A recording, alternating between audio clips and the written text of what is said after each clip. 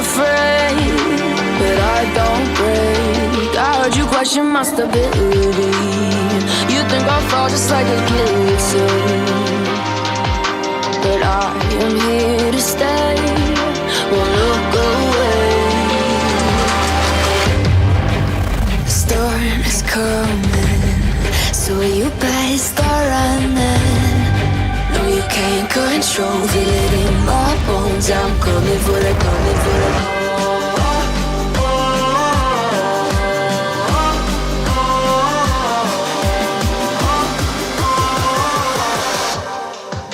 I'm coming for the throne.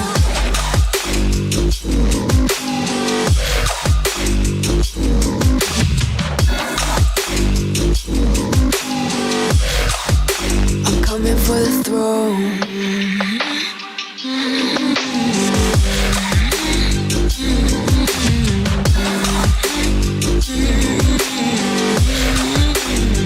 So you wanna be my enemy? You should've known I'd never kiss the rain. Ice runs in my veins, won't play it safe. I don't belong with your nobility. Who died and made you king of anything? You think that I'm insane, it's your mistake. Kingdoms rise and fall, I've come to take it all. I'll take it, I've come to take it. Kingdoms rise and fall, I've come to take it all. I'll take it all. The storm is coming, so you better start running. No, you can't control, feel it in my bones. I'm coming for the, coming for the.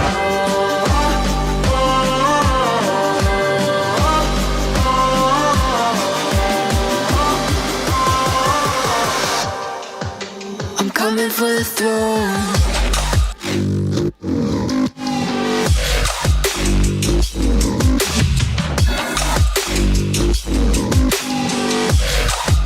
I'm coming for the throne.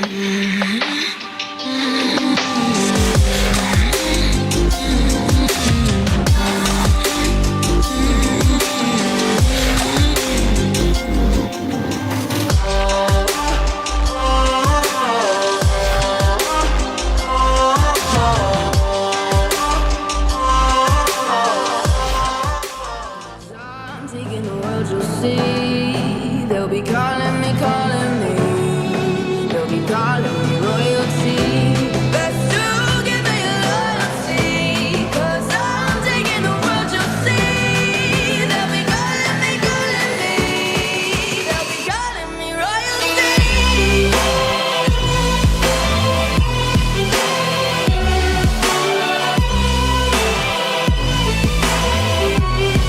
They'll be calling me royalty.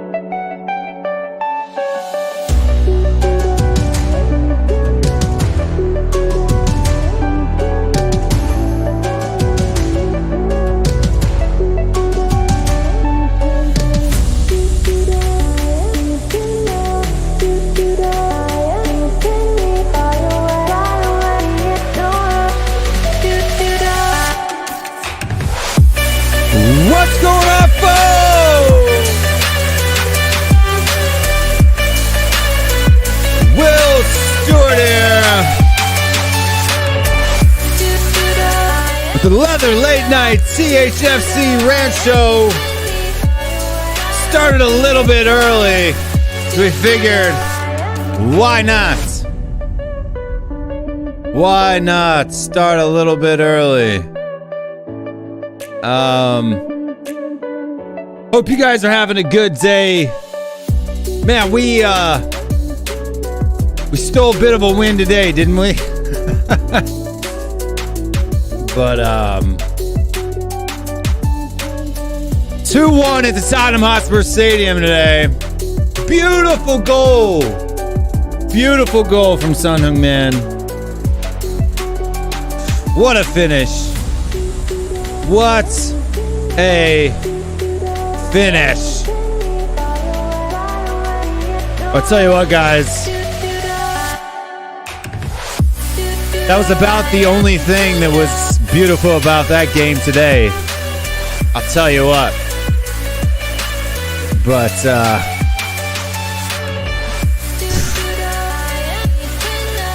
wish we had that referee every week. You know what I'm saying? But make sure you hit that like button.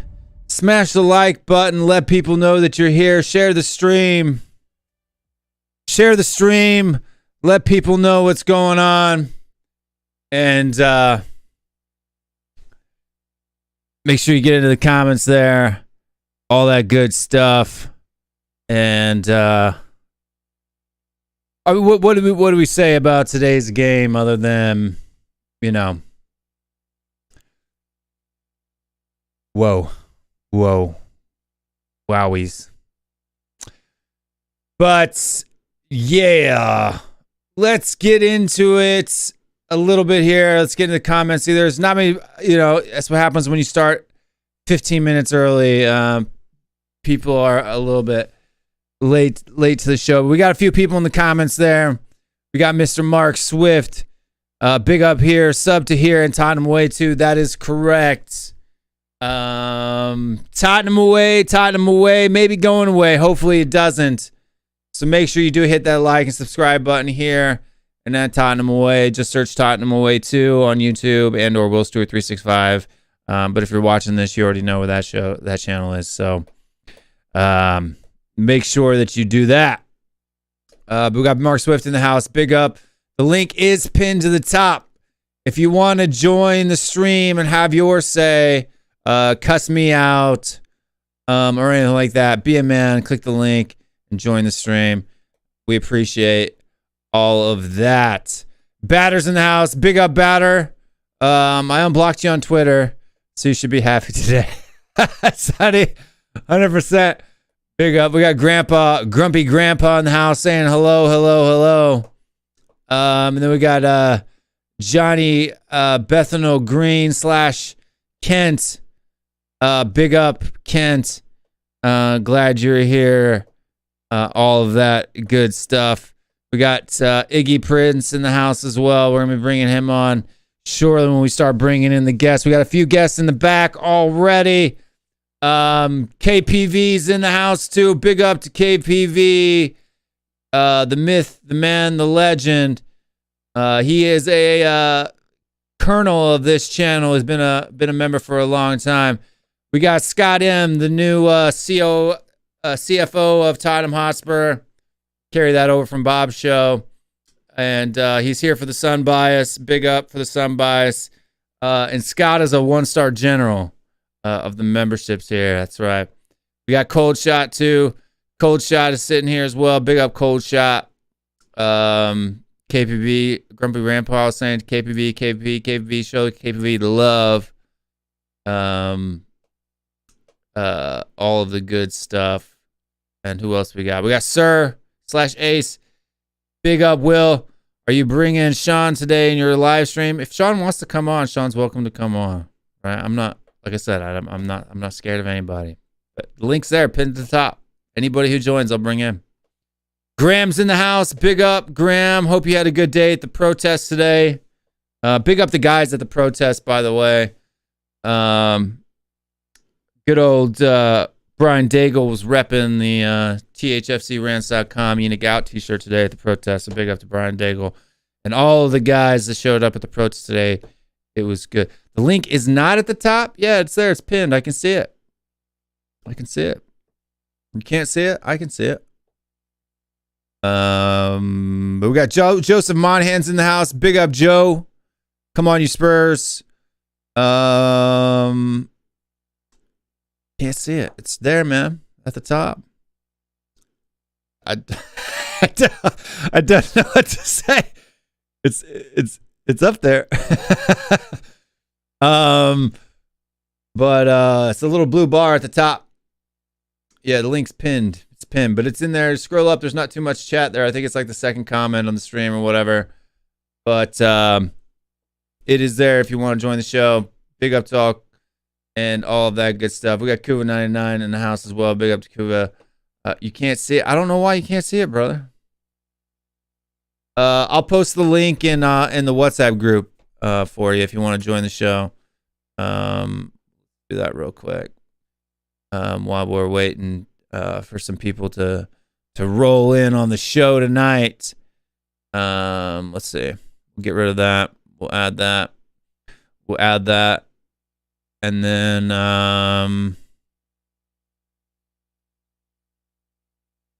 ba-boom. There you go, KPV. It's in the THFCRants creators WhatsApp group. All that good stuff. But let's start bringing in the guests. We'll get this puppy started. Big up Brian McGuire and Cello Vera. All the good stuff. Big up everybody as well. First guest of the night is our partner in crime. Let's see here. We need to turn that one down, and we need to push the button on this one. Boom.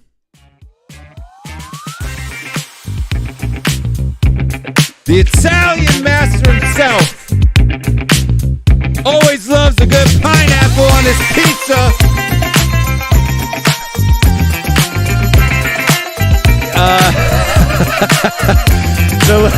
The look I was getting, so I'm just going to add it to the stream. You know him, you love him. Iggy the man is in the house. What's going on, Iggy? How you doing tonight? Good. How are you? All right? I am doing good, man. I am doing good. So what were your basic thoughts on the game today? I had zero expectations, but we got maximum points incredibly. But you know what? It's good. It feels good winning. Albeit it wasn't a great performance. A win is a win. And Sonny hit his big 100. So good day. Yeah, though. 100 goals on the day. And what a goal. Yeah, well, it was a beautiful goal. But let's bring in the next guest. He's staying up late for us tonight. We're all in trouble. Who is it? It's not Jurassic Park. Maybe donkeys in Mexico, I don't know. Hemorrhoids and fingers. Everybody in the comments, show your love. Kuva 99. What's going on, Kuva? Are you muted? Oh, Rookie mistake. Rookie mistake. Time of night. Yeah, half past 2. I'm usually well asleep by now. I told you we're all piling over from Bob Spur's stream, aren't we? So yeah. I told you that half an hour gap is long enough for me to go from fully awake to my eyelids feel like lead. So I'm not going to be on for long. I know it. That's all good. Yeah, big up anyway. Thanks for having me on. Back the day's game. I had a fantastic time. It's my new thing. The toys. Turn off, you Spurs. I just don't watch it. Watched Indiana Jones and the Temple of Doom, and it was fantastic. Indiana Jones, Temple of Doom. That's a good one. It's a classic. Gotta love a good capturing the moment. Growing up, teenage years, that sort of movie sticks with you. It's always got a special place in the heart. Catch it at the right age. That's movies for you, though, isn't it? Yeah, you gotta love a good Harrison Ford movie. You gotta love a good Harrison Ford movie. And the next guest that we've got in the back today, we'll go ahead and bring him in as well. He is the master of disaster, the king of sting, jumping on the top ropes. You guys are going to want to show your love for the man himself. KPV's in the house. What's going on, KPV? What's going on, people? Just struggling from the win, and people can moan all they want, but a win's a win, and people are saying the Seagulls were robbed, but I got it right, as I said. And obviously the comment of the weekend goes to KPV, because you heard me on Real Tottenham TV on Friday. Right. You heard me on Real Tottenham TV on Friday saying that I'm not doing any more predictions because I took the Gary Lineker route, and I ain't doing any more predictions if they ask me for the Bournemouth game, because I said 3-1 Spurs, and Iggy saw it in the chat, so you're putting a bet on it, Iggy. 3-1 Spurs. I'm putting a bet on it. You heard it here, mate. And another Kane goal, that means he scored home and away. And that's another record for him to break, to come up. So, yeah, welcome to the 100 Premier League club, Ronaldo. He's the first Asian player. So, welcome to the Premier League 100 club, kiddo. Kane's now got 206 Premier League goals, so he only needs at least 4 to go ahead of Wayne, Shrek, Rooney. So Kane must score 4 against Bournemouth next weekend. I expect 4 goals then. Yeah, he wants to break Shearer's record, so he will break it, but in 3 years, I think. He's got, how many is he behind Shearer now?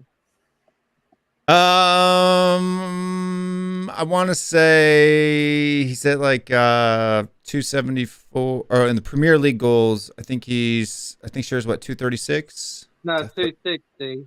260? Shearer, So that would be what, 54 behind?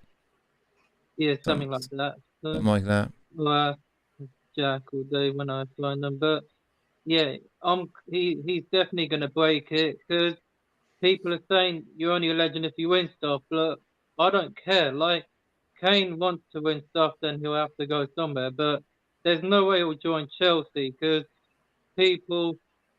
we don't do business with Chelsea. Abramovich has said it. Tottenham, Chelsea don't do business. We've stolen players from there before. It was William Gallas, but we got him from our biggest rivals, Arsenal. Let's not forget. So he's played for free. So yeah, like there's no way Kane's going there because he wants to stay in London, and they're the only option. But I'd say Man United would be a better option for him. Like, yeah, they're the only choice he can go to, not Chelsea, because that would really piss us off. So Chelsea can do one, and they're not getting Poch, that's for sure, because apparently that's who they want. Poch wants to come back, but apparently we don't want him. Like, what's wrong with people? Like, Brian Daigle don't want him back because of the owners and Levy. Like, I understand that, Daigle, but I said it on Twitter on a space. I want him back because the football was brilliant under Poch, and yeah, so he's the only choice. So Levy, pick up the phone, bring the guy back. The fans sung his name again today, and yeah, everyone has been singing it apart from Mr. Daigle. So I'm glad. Do you think it was a little bit disrespectful though? Like, as Stellini's getting sent off to be, erupting into Mauricio Pochettino? Probably, yeah, but Stellini didn't even get involved, and I didn't know that the rules state that you need to at least control something like staff, but he didn't get involved. He was just standing on the touchline and calming down and not doing anything. But then he gets sent off. Like, what has he done? He didn't do anything. the referee's just a jabroni and a dickhead. So I don't understand why he got sent off. He didn't even get involved. Like those. No, KPV. I think it's to do with because he needs to take control of the technical area. So when anything breaks out in the technical area, it's the manager's responsibility, and he takes the fall for it. That's why both managers were sent off. So it looks like it'll be Ryan Mason that's going to be in charge for the Bournemouth game. And yeah, I want to say congrats to Ryan Mason and his partner on the birth of their child. But I want to say rest in peace to Paul. What?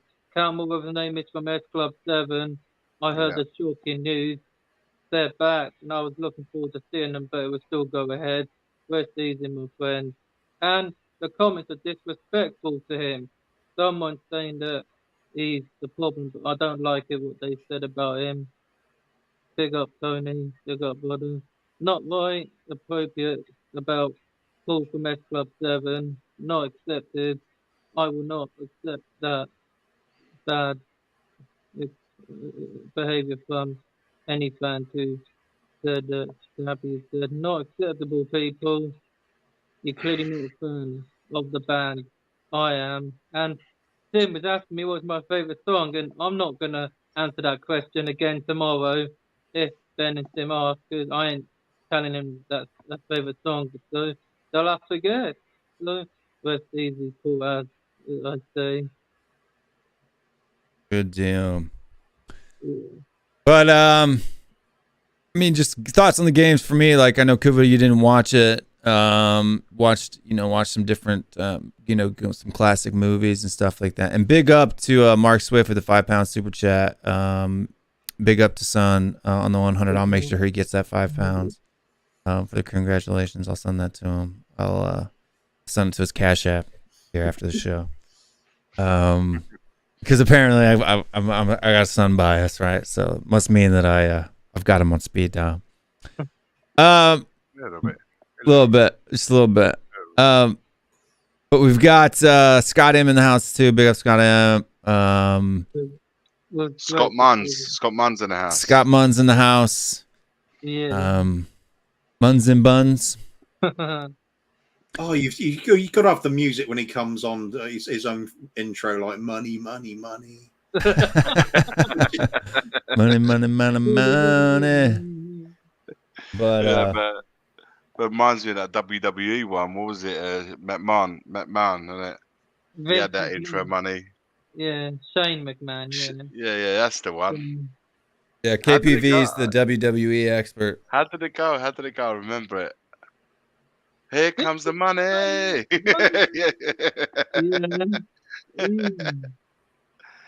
I had my boys used to watch it all the time, so I got to learn all the intros, all the songs that came out. They came out to. I'm still shocked Cody Rhodes lost because Cody had him beat, had Roman Reigns beat if it wasn't for Solo Sikoa and the Usos getting involved. But the fans, a little kid was not happy, and a little fan's dad was happy, and he recorded a video, and Roman Reigns tweeted, helping fathers learn lessons is not fair. Hashtag and still. Lucky Samoan bastard. But the Rock could show up soon and confront his family. Roman Reigns is the only member of the bloodline with a title, and the Usos lost. So the bloodline is imploding. So yeah, it's gonna happen. Kevin Owens and Sami Zayn were right. So yeah, he always cheats, as he always does, with help from the Usos. And we were gonna have this big tag team match of all time, main event on Monday Night Raw. If it wasn't for Brock Lesnar turning on Cody Rhodes, and this has something to do with Vince McMahon returning, and it was trending on Twitter, hashtag fire Vince. Why did he come back? He just retired last year and he comes back. No thank you. Triple H took over and now Vince comes back. I do not like Vince at all. I prefer Hunter than to Vince. So people need to fire the guy. He's only 76 or 77 years old. been there a long time, and yeah, I prefer Triple H. Sounds good. Sounds good. But we got a new guest in the back, and we're gonna bring him on. This particular guest, didn't, wanted me to change their music. They felt that it was too boring. Ungrateful son of a bitch. And I can't even remember what song I picked from earlier. But we'll add it to this one anyway. The man himself from Tottenham away.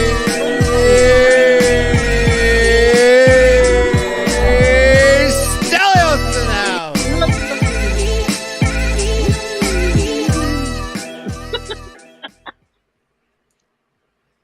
Nice. He's not happy. He's not happy. That's an intro that commands respect. He doesn't look happy at all. He doesn't look happy, does he? Carl, Yeah. right, Hulk Hogan is the greatest ever wrestler. Hulk Hogan. No. No, it's Triple H, mate. Triple H, 14 world champion, within one of the greatest groups known as Evolution. When it comes crashing down and it hurts inside. How is the real America? Come on, man. Hulk Hogan. Hulk Hogan. how's Ric Flair, the Ultimate Warrior? How these got the Hulk Undertaker? Hogan, I agree with Stelda on this one. Hulk Hogan. Evolution, man, Hogan, that's 51 title reigns. But Just ripping that. Triple Ripping H, it off. Oh, come on. Any serious wrestling fan knows that Mick Foley is God. Mick Mick is- Foley I was love over Mick. the same. And That is such a coup of a character. Mick Foley. It's the beard. It's the beard. The beard. Was that Cactus Jack? Yeah. Yeah, and Mankind. He's been a little. Mr. Tottenham holding The next guest. Time for the next guest. Let's bring in the next guest so we can talk some more WWE. The king of Bollywood. The man himself. He's a movie star in his own right. And he knows and talks a lot about movies. If you're subscribed to Bob Spur TV, subscribe to Cinecom as well. Everybody chat. Show your love to Bollywood Bob!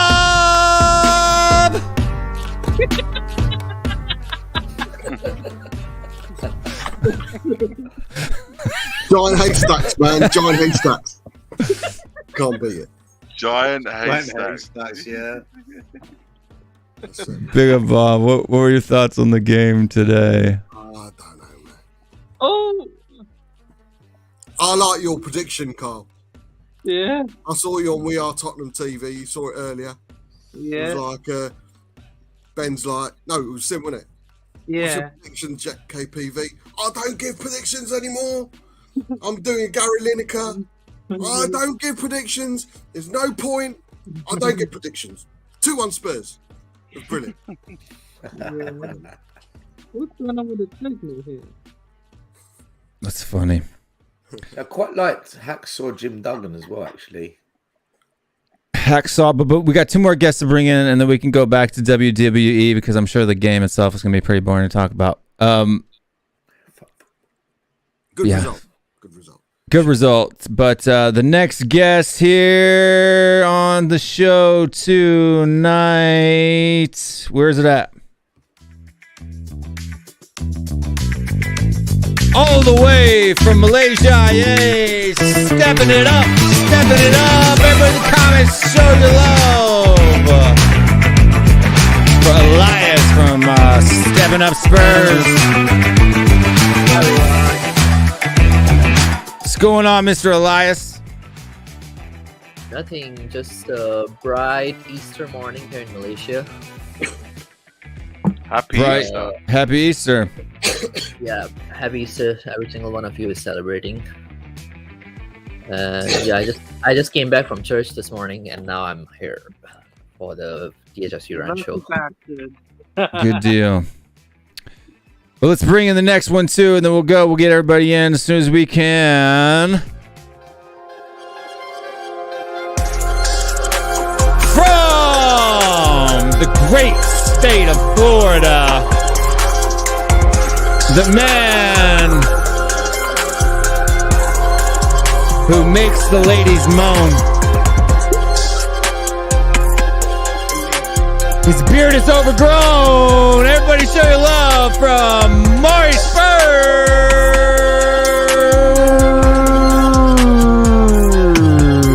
Larry today, Mari. Oh yeah, boy, Bill. I'm about to get savage. Christ of the Nation, WWE. Oh yeah. Thank fuck, I thought he was having a stroke. I was doing my macho man. Or I could do the Ultimate Warrior. Where you going, Mari? Where you going? Packing or unpacking? I'm packing. I came back from Mexico a week ago, so obviously I haven't worn those clothes that week. A random shoe behind you. Yeah. But yeah, was in Mexico last weekend, so visiting the girlfriend.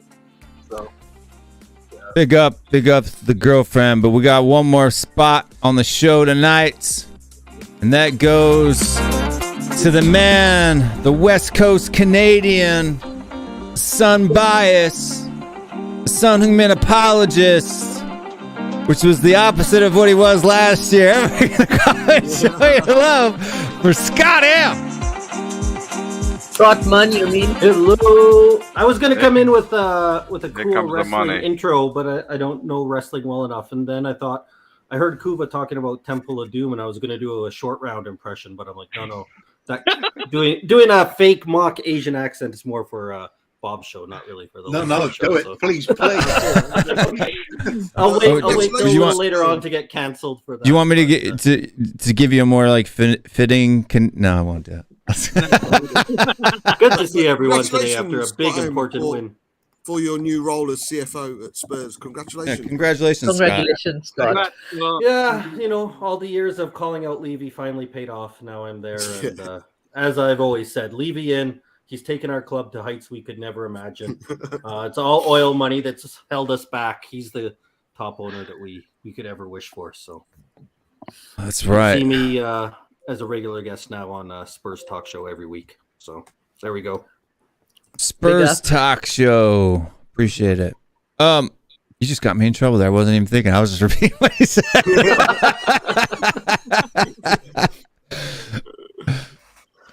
Fucking Scott. Big up Enaj in the chat. You're the top intros. Thanks very much. Appreciate it. Big up to you, Gary, too, and Royal Z's. All the people in the chat, make sure you hit that subscribe button. 53 people watching today, late on a Saturday night. Yep, smash that like button. Subscribe to Tottenham Away too. If there's any super mods in the chat that want to throw that link in there for people that can. Subscribe to you may be watching the show and non-subscribe, so make sure you want to do that. So Tottenham Away content will be here and on Tottenham Away too. Right. We will not be silenced. Come on. But the game today, talking about the first half a little bit. I thought that we kind of maybe in the first 5-10 minutes looked somewhat okay. And then it just, Brighton just took over for most of it and we just sat back and defended. But what were your, Stel was at the game today. Stel, what was your major takeaway from the first half? Did you think that we were horrible or that we just managed their pressure well? Or what were your thoughts on the first half? Shit. Absolute shit. All right, let's wrap it up. Thanks for watching, guys. Whatever Pokemon you good. First 10 minutes, we had a bit of the ball, the odd chance, a Sonny wonder goal, just sensational strike. Honestly, worldy of a strike. And then, Brighton took over the game. They dicked all over us. They didn't create lots, but we were pinned back. We couldn't get out. They were shifting the ball around. The goal was coming. They got their goal. I've looked back at all the key decisions, and I actually think that they've been robbed on every account. I think both penalties. Yep.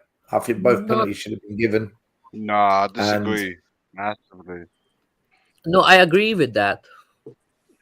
Well, I think both of them should have been given now that I've seen it again. And also, the penalty. I think that the goal they scored was a legit goal. I've looked at where the balls hit him, and I'll be honest with you. If I was Brighton, I'd be absolutely fuming. They did. So let me ask you a question though. In the Champions League final, the ball hit Sissoko in the exact same spot. That wasn't the same spot. Yeah, it was. It was right there on the shirt sleeve. For me, his arm, the difference between Sissoko's arm was straight out, and it hit him right on the sleeve, right? And then rolled into his chest. And then with Mitoma, it was down here, and it hit him on the arm and rolled up to his chest. The difference is that this one here directed influence. It went straight on. Yeah, because he pushed that it move forward. Yeah. Him hitting his arm here. It led to the goal. So it can't. It has to be ruled out. It has to be ruled out. So if it hits him, so hold on a minute. So if it hits him there, same spot. It didn't hit him, Michelle. It did it. It didn't though. If it hits him where you say, right, if it hits him there in the bicep, but it doesn't lead to a goal, then it's not handball because it didn't lead to a goal. No, what I'm saying is Sissoko's was ruled a handball when it hit his bicep, right? So shouldn't it be? Sissoko's it didn't hit him there. It did. Look at McAllister. McAllister one hit him here. It went in the goal. It influenced it. It went in the goal. That's why it got ruled out because so if it hit McAllister there in midfield and it didn't lead to a goal, then it's not handball. So because it led to a goal, probably wouldn't still, but because it went straight, because that's not how handball works. Handball would have been a penalty if it hit a defender. Would it have been a penalty if it hit a defender like that? Of course not. Probably not. Sorry, but what I'm saying, Bob, that influenced it going in the back of the net because Welbeck, that shot was going in Lloris's. Welbeck's goal should have stood right. I've watched it back. He's got his hands in. What do you want him to do? He didn't have his hands out like this. He didn't reach down. He was in. And it's coming. It clips him at pace. If it hits, I don't understand how they. It's that if it hits this part of the body and it has a direct influence of going in the back of the net, it gets ruled out. That's the rule. No, that's not what handball is. Handball. I'm not saying that's a handball. I'm saying that any part of that body, if it influences if it has a direct influence of ending the ball ending the back of the net, that's not what handball is. It gets ruled out. It's not what handball is. No, I'm saying that's the rule. That's the rule. No, it's not the rule. That's the rule. Look, that's not the rule. Tell me that didn't hit Sissoko in the exact same spot. But Iggy, for me, this wasn't handball. Right, but I'm saying they've given this as a handball before. So what they did today wasn't robbery if it's a commonplace. Look, this is even closer to his chest than it was for Mitoma. What it means is they're both wrong. Both decisions were wrong. It's inconsistency of VAR. We were robbed. We were robbed, and Brighton were robbed. Yep. That's what I'm saying. That McAllister. I don't care if it hits him there and it goes in, or he's in midfield and it hits him there and it goes off for a throw-in. Handball is handball.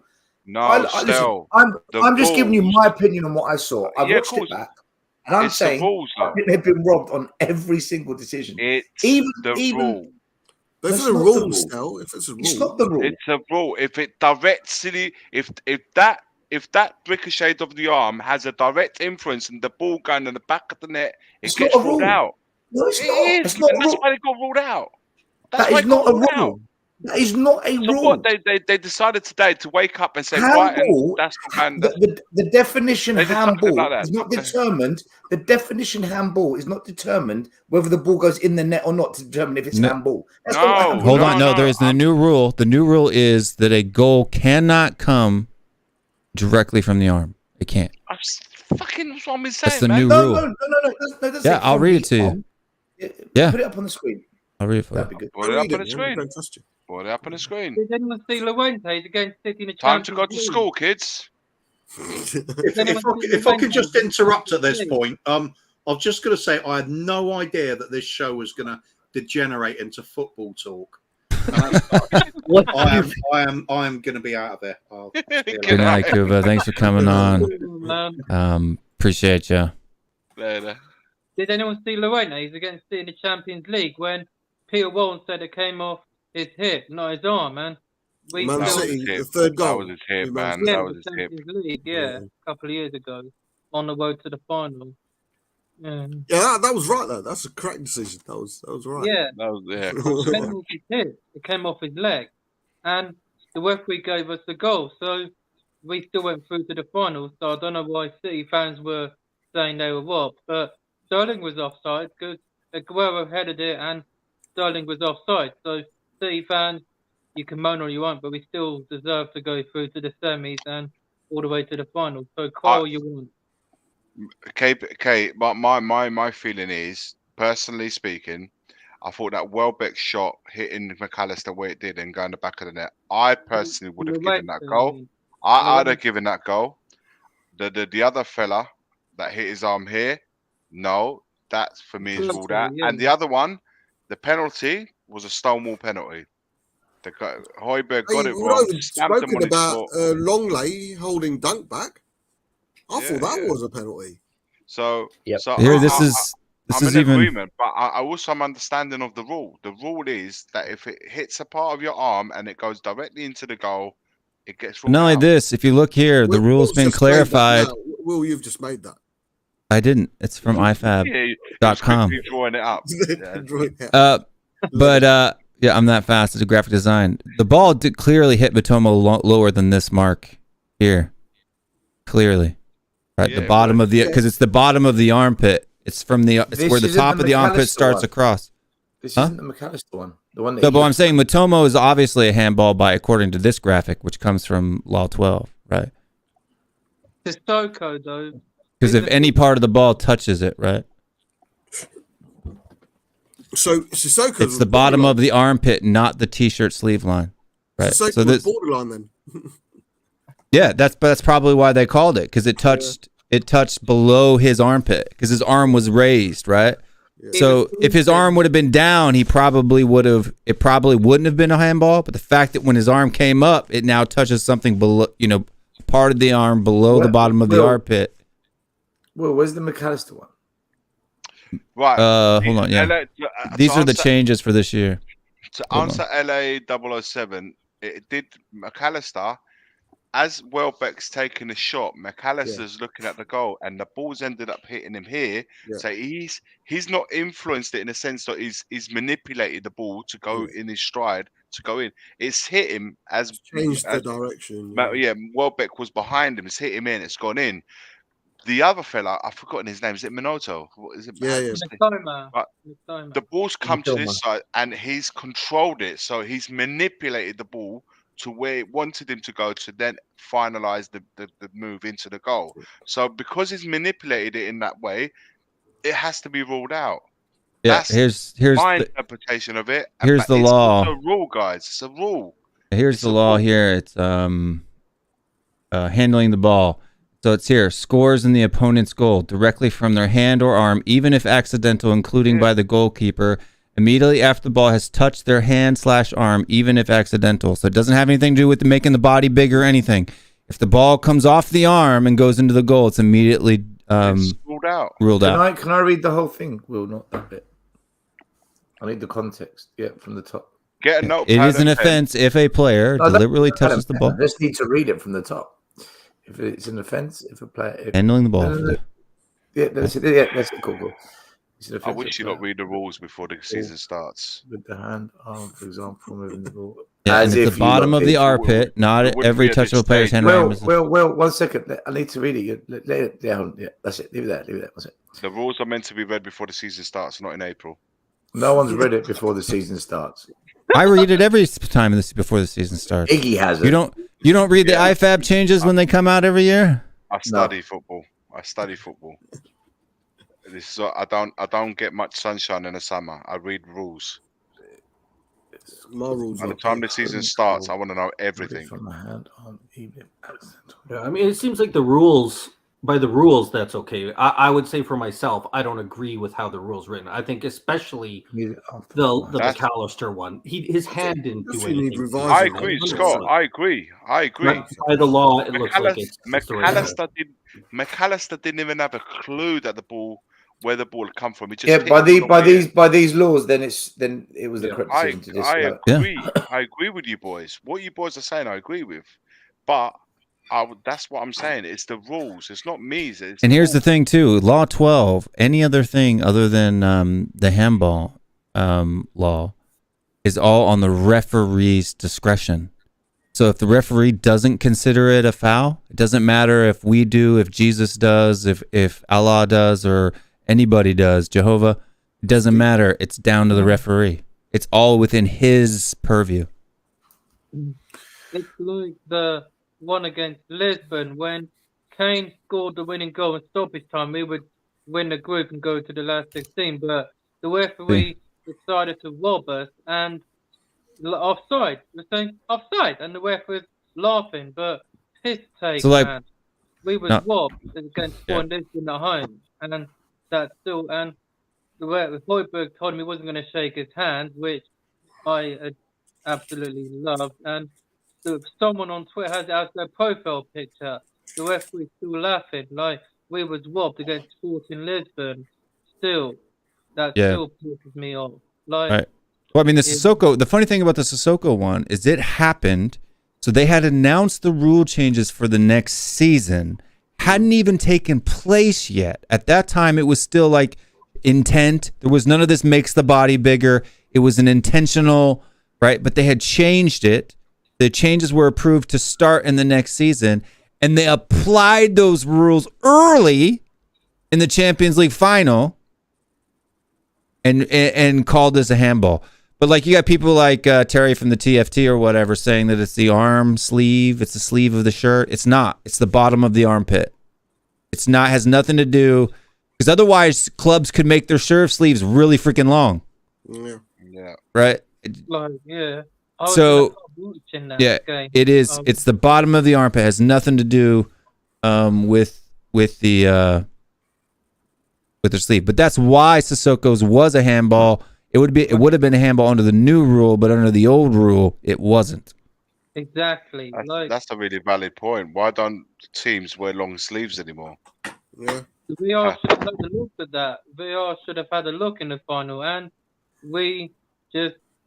Yeah, for the first time in the final, it was 30 seconds. Salah, they were giving. Yeah, that was a poor decision at any level of football. Pointing, he was telling people to block it, don't let them score. If we give, like, even if it touches me here, just don't let Liverpool score. And then, like we give a penalty in the first 30 seconds.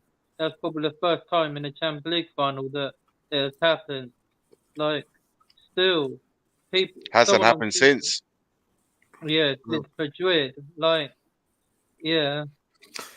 Hey, I thought Brighton they didn't deserve to lose at all today. You know, with the McAllister style, or whoever, if that was a defender, if McAllister was a defender, and Welbeck's shot was going wide, and it went off a defender's that same area. And it went into goal. It counts because it's only the opponent's goal. The goal stands. So if it deflects off a defender's arm, because that's your goal, it's not the opponent's goal. It only is called out of the opponent's goal. Oh, it's influencing in you getting a goal. Yeah, that's why it gets ruled out. and that's why it got ruled out. That's why both goals were ruled out. However, the penalty, 100%, man. Højbjerg stamped on a geezer. It was an accident. Of course, he didn't mean to do it. But however, it's not about whether you mean to do it or not. Ultimately, he stamped on his foot, and it was a penalty, clear as daylight. That part I agree with. That part. But listen, hold on. I don't even know because here, look, I'm gonna add this back on just for a sec. Oh, did Mari? Yeah, how long were you sitting back there? 15 minutes. Someone's got to tell me I don't ever look at the private chat when I stream. I didn't look at it either. So now here's law 12. Charges, jumps at, kicks or attempts to kick, pushes, strikes, attempts to strike, tackles or challenges, trips or attempts to trip, right? He didn't trip him. He didn't tackle or challenge. He didn't strike. He didn't push. He didn't kick. He didn't jump. He didn't charge. All he did was put his foot down. Yeah, but he caught him, Will. It doesn't matter. It's not about contact. It's charging, jumping, kicking, pushing, striking, tackling, or tripping. Yeah, but Will, it also says. It also says He was already falling. Hold on a minute. It also says if an offence involves contact, Careless. It is penalised by a direct free kick. Where was the direct free kick? Yeah, in these considerations, right? No. In a charge, jump, kick, push, strike, yes. It's not just if any contact. Will, you right, just shoulder read to the free shoulder. kicks. Here we go. You've read the free kick one. Yeah, that's what a direct free. You only get a penalty if it's an offence that requires a direct free kick. Direct free kicks awarded for player commits the free. Yeah, where's the penalty? Where's the penalty? That's free kicks, isn't it? It's tough because That's the penalty. Got a section for the No, penalty. that's for direct free kicks, Will. I know that. Indirect free Okay. kick.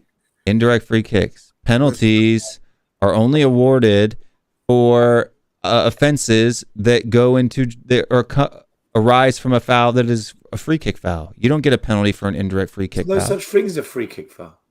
Yes, there is. That's what all these are. These offenses No, Will. require a direct free kick. Where's You were the going up. penalty? You were going Where's I'm the going. penalty stick? I'm going. No, up. Oh no. Penalties aren't up. They're down. So why did we read the free kicks? All we care about is penalties here. You obviously haven't read the rules. They don't tell you what causes a penalty. It's very evident I haven't read the rules. Yeah. Okay. You get a penalty is awarded. Iggy ain't read shit, man.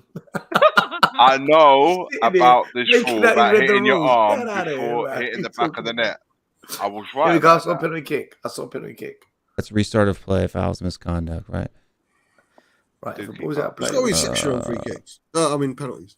Do keep up. I told you, Dude. Will made it, man. He made so a contact with direct the free player. kick. Look, if a player makes contact with the ball with an object, boot, shin guard, etc., held in the hand, play is restarted with a direct free kick or a penalty kick. All a penalty kick is a direct free kick foul inside the box. So the rules should be different. Yeah, they're always. Yeah, the rules in the box are the same as outside the box. There's no extra rules for just penalty kicks. Yeah, but Law 12. There's no Never- penalty kick never. section. yeah, but I'll his find jump, it, man. This You is have direct free kick and indirect free kick. That's it. you could judge it as careless his jump, and still either if it's on purpose or accidental, it still lands as a stamp on the player's leg. It has to be a penalty. It has to be a penalty. And I'm still shocked they Here we didn't go. call The it. penalty kick. Here we See, go. look, what did it say? A penalty kick is awarded if a player commits a what still? A direct free kick offense inside the context. penalty No area. context. It is No the context. No, because you're reading the beginning and not the rest of it. Context. I need to read it. You can't For just fuck's pick sake, one this is sentence. just a procedure. The ball must be stationary on the penalty mark and goalpost, Will. crossboard, goal net, Will. blah, blah, Will. blah. We're gonna Will, be Will, here. send me the link so I can read it. Send me the link so I can read it. Put it in the private chat. I'll read it. I'll read it. ifab.com. Laws of the game.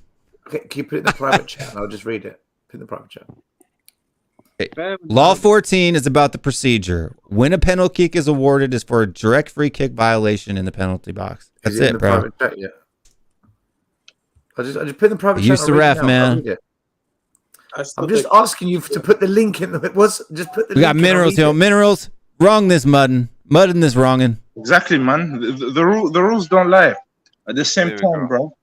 And you know what? Let him read it. Let him read it. Let him read it. Let him revise. But the wrongin'. 3 a.m. next week. Come back. Exactly, bro. Yeah. Like, listen, Will. Like, the rules is the rules, Iggy, and the ref can only go by the rules, mate. There's no conspiracy, anything like that. The problem is that VAR, it's not the issue. The issue is the clowns on it.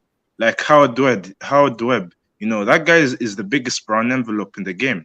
Like, you see how he was favoring United and them things there. So it's my man took over, yeah. Referees are being controversial and being mad. So you have to blame the head of the referee and stuff like that. At first it was working, but now it's all wishy-washy because even the Premier League, like leaders, like Keys and them and there, they're all brown envelopes. They're just not up to it, man. And that's the thing. Simple as, man. Like, it's the officials that are the problem and the FA, not the technology.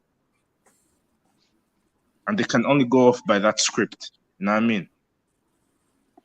The problem that you got every year, new rules come out. Every year. Football is a straightforward game. They don't need to add all these different rules, and every year it needs updating to the point where like certain students get left behind. The difference too is like they put this out. Like, I don't know if people's ever, if you've ever subscribed to, like, I have the IFAB app on my phone, and every year you'll get like a notification that'll just tell you the updates, right? So like you don't have to read all 17 laws, right, cover to cover to find the changes on your own. They actually will highlight the things that are changing in the updates, and you can just read, okay, for law 12, this has changed. For law 14, this has changed. For Will, Kyle, my bro, like, the rules change every year because like every rule has its positive and like negative, because like a certain rule might cost like a team, so they try to improve the rules every year. Do you know what I mean? For equal playing field. But again, what do you think of it, Kyle, my man? Of what? I was just asking Kyle because I was saying every year they have to improve the rules, innit? Me? Yeah. What do I think of these rules? Yeah. Or what do you think of them changing them every year? Changing them every year. Changing them every year, like, not really great. Like, in the Champions League final, they changed it early before the new 1920 season. Like, shouldn't have changed them during the Champions League final, which was stupid. You're supposed to change them before, like, not in the final, but during the summer of 2019. But they changed early in the Champions League final. Ridiculous blood. Like, seriously, like, how was that a pen? I've got a mate of mine who's a massive Man United fan, and he agreed it was not a penalty. Like, I watched it in the pub, and I've seen it back a million times on Twitter, and someone who posted it asked us, what is the biggest robbery in history? And we was robbed in that Champions League final, and the circle was pointing. Okay, it's a penalty. I've read it. It's a penalty, 100%. I mean, it's a penalty though. What? Read what? Read what? Bring up. I'll tell you it's a penalty. You'll tell why it's a penalty. It's a penalty. I If you scroll down to which law? 2.1 direct free kick. 2.1? Yeah. 12.1, beg your pardon. 12.1. Okay. Two ahead, blood. Right. Okay, there. So the key bit here is considered by the referee to be careless, reckless, or excessive force. So in this case, it's careless or reckless. And no, it's considered by the referee. If the referee does not consider it careless or reckless, it's not a penalty still. That's why it doesn't matter what you think. That's why you have VAR. That's why you have VAR. No. VAR is, that's why. Yes. It's no. It's a refereeing system. It's a refereeing system, bro. Yeah, But the again, refereeing system, but they only overturn the calling on the field if it's a clear and obvious error. So if the referee's opinion is, hold on, Let me finish what I was going to say. But you never let me finish my point. You said it was careless, but why is it careless? Why is putting your foot down careless? That was me beginning to explain, and you stopped me there. Let me finish my explanation. Careless what? Charging, jumping? I don't know. Let me finish. I'll tell you. Thank you. So it says, considered by the referee to be careless, reckless, excessive. So I'm just focusing where it says referee to be careless or reckless. And the bit that was careless or reckless was, if you scroll down the bullet points, tackles or challenges. He attempted to make a tackle. He didn't attempt to make a tackle. He did because he got it wrong, and that's why it was no. And therefore, let me finish. Let me finish. Well, let me finish. Let me finish. Let him finish, blood. He attempted to make a tackle or a challenge. He got it wrong, which is why it turned into a stamp, because he didn't get the challenge or tackle right. Therefore, it becomes reckless. That's why it's a penalty, and VAR failed to intervene. Okay, so reckless means it's a yellow card. Exactly. So careless is just a regular foul. Reckless is yellow card. Using excessive force is a red card, right? That's what the careless. But they're all penalties. Hold on. Let me finish now. You're not understanding those three categories: careless, reckless, and using excessive force. Okay. Reckless challenges require yellow card and must be cautioned, right? Using excessive force, they define these terms. You don't just get to make up your own definitions. These terms are defined. Okay. Reckless is when a player acts with disregard to the danger to or consequences for an opponent and must be cautioned, right? Him putting his foot down doesn't put Mitoma in physical harm, danger recklessly, okay? He has to be able to put his leg down to brace himself. There was no foul committed in the challenge. The foul was when he put his leg down. No, he tried to tackle, but it doesn't matter. Yes. He tried. Hold on. Stop. When he tried to tackle him, he did not foul. After he tried to make a challenge, he placed his foot straight down to the ground and stepped on the edge of his toe. That was it. He didn't lean forward. Wrong. No, his leg didn't go forward. It went straight down. It doesn't matter which way he missed the ball. He got it wrong. No, it does. But he got it wrong. It was clumsy. He got the challenge wrong. That's the thing. No. You're missing. No, read the definition. It says careless in a player shows lack of attention, because he still led on his toe. Horbrick showed a lack of attention. Where is he supposed to put his foot? Backwards? No. He's a blatant penalty, Will. No, it's not blatant. It is kind of Will, bro. You can't clutch someone in the box, can you? Because hold on. You can't stick your leg out and clod somebody in the box. So if you're putting your foot straight down. Yeah. Right, there's a lot of times when people bump into each other, do things in the box, and there is no penalty. Like the penalty, like March going down, that wasn't a penalty. Yeah. That's careless, Will. It's not careless.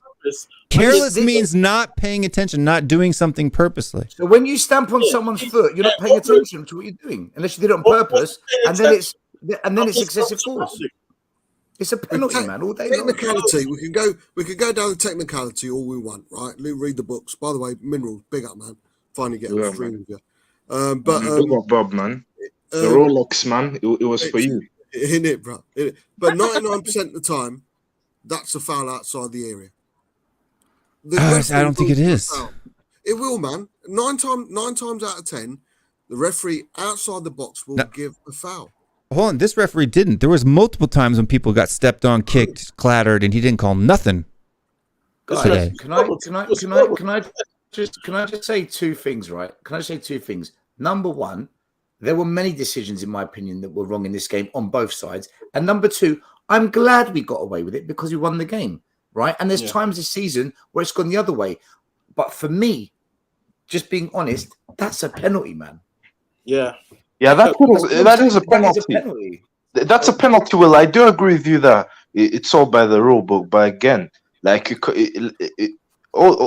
time the McAllister handball, I take that one back because the rules, they clearly state what you lot said was right. Both handballs were handballs. Yeah, both handballs were handballs. That one, I'm wrong. The rules back up what you say, but the penalty, the stamping, for me, that no. It's not wrong.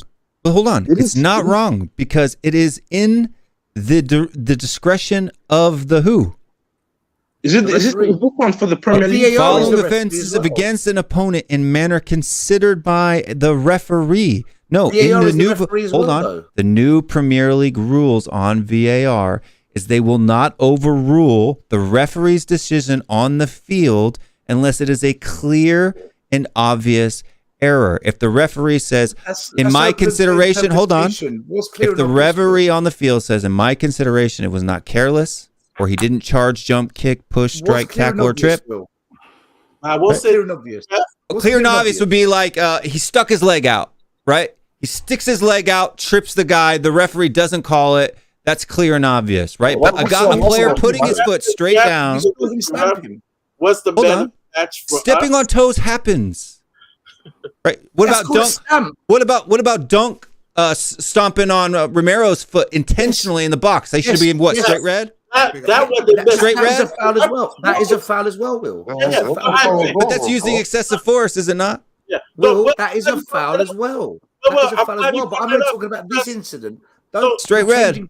I'm glad we're changing the incident now to deflect. I'm not changing the incident. Yes, you are. You're deflecting away from the incident. I'm glad you brought that up because I thought the same thing. That was a deliberate straight red card, what Dunk did when he stepped on Romero. And that's what I said. The man of the match is the referee / VAR because this referee was not great. Yeah, that ref was shocking, man. But what I'm saying is these things. Hold on. What I'm saying is these things are in. What I'm saying is you guys can consider that a straight red, right? I don't consider that a straight red. You guys consider the yellow card at most, right? For me. Right? Yeah, that's not that bad. Okay, but hold on. But what I'm saying, but it could be considered using excessive force. Like if you were to go by the letter of the law, if a referee wanted to give somebody a red card for stomping on a player's foot, they could, right? But what I'm saying is it goes down to the referee's consideration. These are all subjective things that the referee gets to make the subjective clarification on it. And I think the referee was consistent within the match. We can say he was bad, but he was bad across the park, right? He was letting those kicks and toes crunches and stomps go in the regular field of play. He was letting them go in the box. He was letting them go all over the place. Exactly. So he was being consistent. He was being consistent, though. He was setting the tone. Back then, it's still horrible refereeing. Like Will, you're spot on. Like the referee usually sets the tone. Like if the referee is happy for players to clot each other, then so be it, because that's the tone that's being set, and that is the precedent. That's what you meant to say, right? Yeah, but everybody go subscribe to Bob Spur TV. He bounced out. Yeah, man. Big up, Bob. The Rolex was for him. But yeah, but that's all I'm saying is. I'm not saying that these are fouls or not fouls or that some other referee could have called them the other way. I completely agree with you that they could have gone either way. What I'm saying is that the referee, it's up to his discretion. And I think that he has a valid argument as to why not to call them. And that's it. And he was consistent with that position across the entire pitch. Because that was the precedent, right? Yeah. That was that. The precedent was that he was favoring us, so I guess that makes sense. He was consistently calling the game in our favor. So if you're doing that, but I just no, he didn't call the dunk. He didn't. Foul. Like it's clear. It's not. He didn't even give Dunk a yellow for stomping on Romero's toe. He didn't give him nothing. Stomping on Romero, like when the referee got loads wrong, man. That was Romero making a mockery. No, Dunk went straight, stomped on his foot. Like Romero kind of stepped on his foot when they were rumbling around, and then Dunk looks straight at him, sticks his leg out, and stomps on his toe. Like it was deliberate as hell. I'm surprised Romero didn't punch him. I give him Romero was too busy rolling around crying, trying to get the. It hurts, man. Getting studded on the top of a boot hurts. In the first 15-20 minutes, in the first 15-20 minutes, we were pressed in, and then we broke. And Porro, he began a counterattack from his wingback position. As he got halfway towards the halfway line, he got pulled back because they could see we were going to break on them. And I'm thinking blatant foul. Referee blows straight away. That is a yellow card.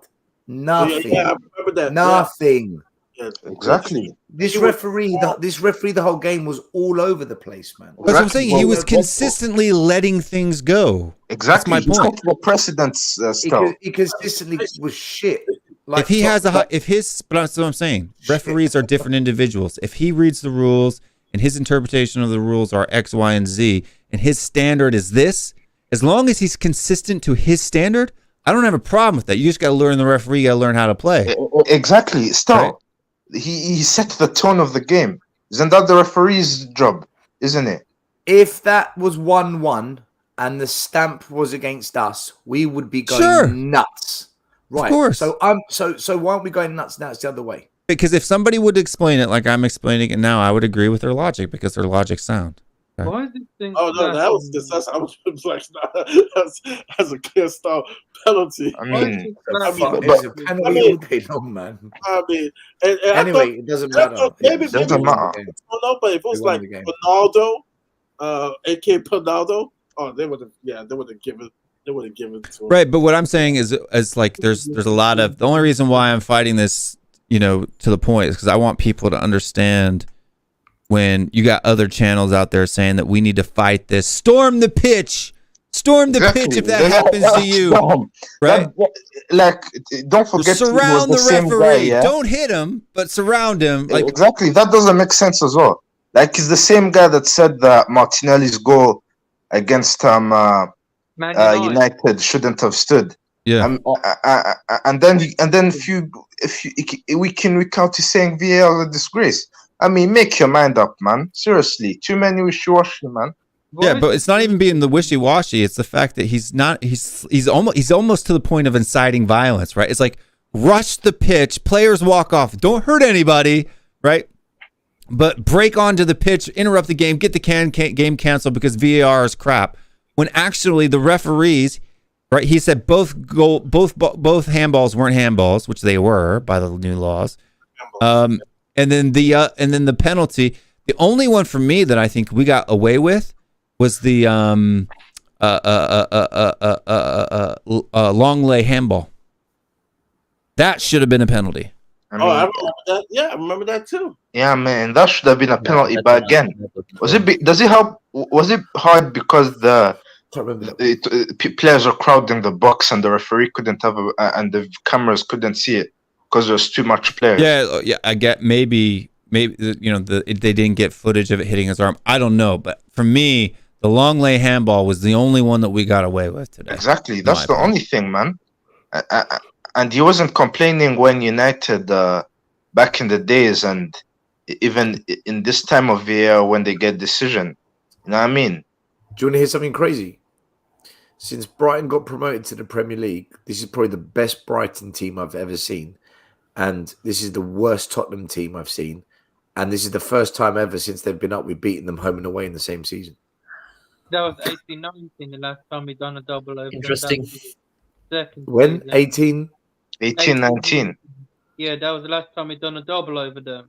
That was the day we're in the league. In the league. Yeah, in the league. Yeah, in the Prem. That was the second. The Prem, innit? Yeah, that's when we. I thought that was one Prem game, one FA Cup game. No, Ericsson scored the winner at the Lane. Oh, you're right. Yeah, you're right. You're right. Yeah, no, you're right. I remember Ericsson winning. Yeah. Yeah, we won at their place early. Did you guys? I know I came in late. Did you guys talk about? I mean, I know I posted in the chat, but it just drove me nuts. The intelligence of this team. How when no one marks Lewis Dunk? Everybody knows that this guy is the most dangerous guy on set pieces in all of the Premier League in all of Europe. I mean, I don't rate him, but I do rate him when it comes to set pieces. For him not to be marked at all, man, that drove me nuts. Exactly, that's your defense for you. Like, I couldn't believe it. I'm like, if there's any guy that you're gonna mark, heck, double team, because it's funny that they skip it on him later on. I'm like, this guy's so tall. It's this guy. It's that guy, and that's why it gets me so mad when people blame Conte, because I'm like, this is on the players, the discipline. And I know, Stel, you brought this up in the beginning of the season. that our players are so disciplined. They cannot handle adjustments, right? Someone should have been tracking Dunk on his run to the box, and to be able to have him all alone singing Celine Dion all by myself. Why do they got tiny skip on giant Dunk, right? You know what I mean? Unacceptable. Exactly. Maybe it's zonal marking. This is not. No, he manned him the second time. First time, I don't know maybe. what they're doing. Mineral. Even if it's no zonal idea marking, you can't say that you have to be so strict in zonal marking that you let their most dangerous player run free. He's the only guy you should be man marking in that You box. can't let skip man mark Lewis Dunk, man. Exactly, Scott. Like, even if you stick to your zonal mark, like if you see that guy open, you have to be smart enough to make that adjustments. And that's the intelligence of our players. None of them are that bright to see, oh shit, Lewis Dunk. He's wide. This guy would kill us. And he did. He's smaller than me, though. He's done you like keepers, man. Murray, like, what worried you the most about that game? Like, the way you guys concede chance after chance. You know what I mean? Do you worry that against Newcastle and Liverpool, you could get unstuck? I mean, no. The defense throughout the game, it just drove me nuts. But that one is just pure intelligence. There's no absolute reason that you leave Lewis Dunk wide open, one of the most dangerous set-piece header guys in all of the Premier League. There's no way you leave him unmarked. There's no excuse fallible. It's just unacceptable. 100% unacceptable. Absolutely no way. Horrible man marking, horrible defense. No excuse. And Eric Dyer, with the goal being called back for a handball, I knew it was going to happen. I knew it was going to. Once he had that turnover, so watch them score. And please, if I will stop complaining about Levy if he doesn't give Dyer. No, I'll still complain about Levy, but if he doesn't give Dyer a new contract, I want him gone. Please, I'd rather keep Davies. I would rather get back Winks. I do not like Eric Dyer. He is the worst. The worst. I'm done. He's dreadful, man. Like, he's the worst. Yeah. Make sure everybody go subscribe over to Bob Spur TV if you haven't. His channel's over there. He's trying to get on the road to 3K. Big up to Bob. He's a good dude. But I agree with this comment here. Dyer's the tallest defender. He should be man marking Dunk. Exactly. 100%. Why doesn't he man mark Dunk, man? He's shorter than Will. Yeah. But why is Skip man marking Dunk, which he's like the smallest midfielder we got right now? Exactly. Like, Skip shouldn't be marking Dunk, period. Yeah. Like, that doesn't make sense, man. And again, like, your defense is so bad that you have to feel sorry for attack. You have to feel sorry for Harry Kane and Son, because they always know that the defense could let them down. Surely, Murray, do you agree? Oh yeah, we've never really built a quality team around these guys, especially after Poch left. It's criminal. It's criminal, and it's if they are able to move on to another team, it's going to be sad that they're going to have to win their Premier League trophies with another team. It's criminal. It's literally criminal, and we know who to blame. It's Levy. Levy. It's Levy and Murray. I was just saying, like, do you think the defense lets down Kane and Son? Yes, and I'll say the reason why. I'll go back to Jose, and I'll say it time and time again. In the year that we were actually in first in late December, and I wasn't streaming yet, but I was saying, back Mourinho, get skinnier, get skinnier. They got, before the deadline closed, they got Gareth Bale, which was a popular move to appease the fan. But people forget, Bale wasn't playing when we were winning those games. Remember, he wasn't even playing. But the defense needed help. We had the perfect example was a 3-0 lead against West Ham, And that game, we choked it. West Ham scores 3 goals. That's the infamous Winks game where Winks then kicked the ball away. And we dropped points. That year, we dropped points. We scored goals that year, but we dropped a lot of points from the defense. All we needed was to bring Skinner to put with Jan Vertonghen, to put with Toby. And mind you, I'm not saying we won the league. No, but we definitely, I think we would definitely make top 4, second or third, and maybe advance to the cups having Skinner. That's how. But you got Rodon instead, didn't you? Rodon instead, and that's when I said, "Damn, this is gonna come back to bite us," and it did. Yeah, and it did, man. It did. All right, we lost games. Remember, we lost in the cup game to Everton 5-4. Everton 5-4. 5-4. Leaking goals. People forget we were leaking goals. Then we leaked goals against Zagreb to one guy who scored a hat trick, Orisic. A hat trick. Orisic. Yeah. The defense was the problem, and we needed backing on that. Exactly. Even Stel will confirm it.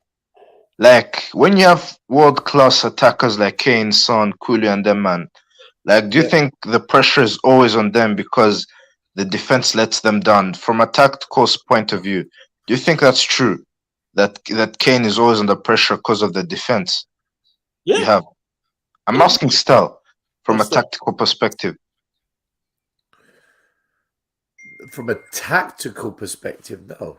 Yeah. From a tactical perspective, the pressure's on whoever's on the ball or whatever situation. If you're in a defensive phase, the pressure's on the defense tactically. I think they carry the club a lot, and because they carry the club a lot, the fans put pressure on them because they're the ones we turn to. But I'll be honest with you, when it comes to pressure, that's something you've got to put on yourself if you're going to be the best. Like, I'm sure Harry Kane put pressure on himself to beat the record, to score the goals. I'm sure he put pressure on himself to be the England top scorer. Problem is, are they prepared to put pressure on themselves to win trophies? If they are, they're scoring the goals, but the defense is letting you down. Yeah, but if they're going to put pressure on themselves to win trophies, they'll leave Tottenham. They won't stay here. No, that's fine. Fine. But I need to go, by the way, I need to go. Stel's got to go. Guys, have a good show. God bless you. Yeah, man, big up Stel, man. Rolex for you guys as well. From the modern, send them to the woods. He's running away. He's running away because he knows what's coming next. All right, I'll wait 5 minutes. The one, the only, the undefeatable, Sonny 100. Coming after you with no Batman icon. Everybody in the comments, show your love for CQ. I thought she was gone for the year. I thought you became a Wrexham fan. Hold on. I'm here for a good time, not a long time. I'm still on my Spurs hiatus. So she said. But I'm still on my Spurs hiatus. But I thought I heard somebody say Sonny was world class. I thought I saw Sonny break another, record of his. Yeah, I think so. So I just wanted to come on very briefly and say that Sonny is a legend, and anybody who has ever said that he isn't is full of shit, because he is absolutely a legend. Go on. That's all. I literally just came on just to say that. And also, Will, if you put any more jewelry on, you're gonna fall over. I got a whole lot more. I did it for Will, man. Next show, there you go. I love it, mate. Yeah, this is the Minerals Rolex. You need to get a new hat. Minerals Rolex is great. You need to get a new hat, though. Okay, Why, all right. Why do I need a new hat? Because you've been rotating like every 3 hats. 2. Yeah, 3 hats. Anyways, all right. Only have 4 on. 4 chains on. Bye. I love you guys. Later, Q. Appreciate it. Thanks for That's coming it, on. Mom. We miss you. Well, the hops for you again. That's all we get from Cubed. That's it. That's all you got. my Wham bam, man. thank you, ma'am. Listen, Minerals, Tottenham, the club can't handle pressure. It's not the environment isn't there to handle pressure because the expectation isn't high. When you have high expectation and you demand high expectation and you demand high results, there's a pressure that is constantly building. I got a good analogy for it. It's like when a girl, when she sees the 10-incher, right? A girl that can't handle the pressure is like, ooh, this is gonna hurt. It gets scared, right? But the girl who can handle it is like, yes. Yeah, man. Exactly. Well, that is such a fuckeries of It's accurate though. It's accurate though, right? It's accurate. Of all the ways you could have explained that. But you get it immediately. It's a perfect analogy, dude. Yeah, that's the perfect when analogy. When they see the 10-incher, some people are excited, some people are scared. Exactly. You could have said exactly. You could have said Usain Bolt. Yeah. He's never won a gold medal, but he's in the final. It doesn't click as much. Like there's logical. He sees the gold medal, and either he thinks, "Oh no, I can't afford to fuck it up," or he thinks, "That's mine. I need that." But no, you go down a 10-inch King Dingling route. I'm just saying, when you go down the 10-inch King Dingling route, it immediately registers in your logic. That's how the human brain works. Exactly. That's how it works. Still, what we're saying is that Spurs are scared of the 10-incher, man. They're scared of the 10-incher. That's it. But still, what I'm just saying is gonna hurt. What I'm just saying was just that Kane's good work, his ability, his goals are undone by a defense, right? Do you agree? Well, not really, because when we had a good defense under Poch, we still didn't do it. Good night, Scott M. Kane's son's work is undone because of the culture of the club. The culture of the club is not geared up to win, to be the best. It's geared up for financial results. It's geared up for minimum expectations of which satisfies the financial accounts. Yeah, the 5-inch non-ribbed. Say that again, Will? The 5-inch non-ribbed. The 5-inch non-ribbed. That's right. You know, if you look at Abramovich at Chelsea, if there was even a doubt that Chelsea wouldn't win either the Premier League or the Champions League, Abramovich would sack you. He would sack you if there was doubt. That is that culture of we either win the best or get out of here. That breeded success. Okay, he had a lot of money to pump into it. But, you know, Liverpool, regardless of whether they've got a good team or a bad team, injury crisis or not, the culture of the club demands you have got to try and win the league title. Exactly. You have got to win the European Cup. Worst case, bring home a league or FA Cup. Worst, yeah, but that's a culture. That culture doesn't exist at Tottenham. At Tottenham, I don't know what the culture is, man. It's just nothing, man. It's just vibes, like Ole Gunnar Solskjaer. I don't know what it is, Minerals. The culture at Tottenham is like today. You go in the stadium, the atmosphere was shit. It was dead, right? We scored a goal. Okay, everyone's like, okay, we got a goal. Maybe we should sing a song. And then Brighton score. So the fans start singing He's Magic, you know, Maurizio Pochettino. And literally after that song, which is basically a get out of jail card for Daniel Levy, by singing Maurizio Pochettino, you're saying, we don't blame the chairman. We just want to see Poch back. And from the Maurizio Pochettino song, we then go into, we want Levy out. I'm like, where are we going? Wishy-washy. Too wishy-washy. And then Harry Kane scores. And then you've got two songs going on at once. One is Levy out. And the other one is If You Don't Know Your History, which is basically saying to Spurs fans, you lot who want the chairman out, you don't know your histories. So this is a mess. It's too wishy-washy. No one knows what they want here. No one. It's crazy. Tottenham is a really weird place right now. Really weird. Wishy-washy. Listen, on that note, you lot can do wishy-washy. I'm gonna do some nighty-nighty. I need to sleep.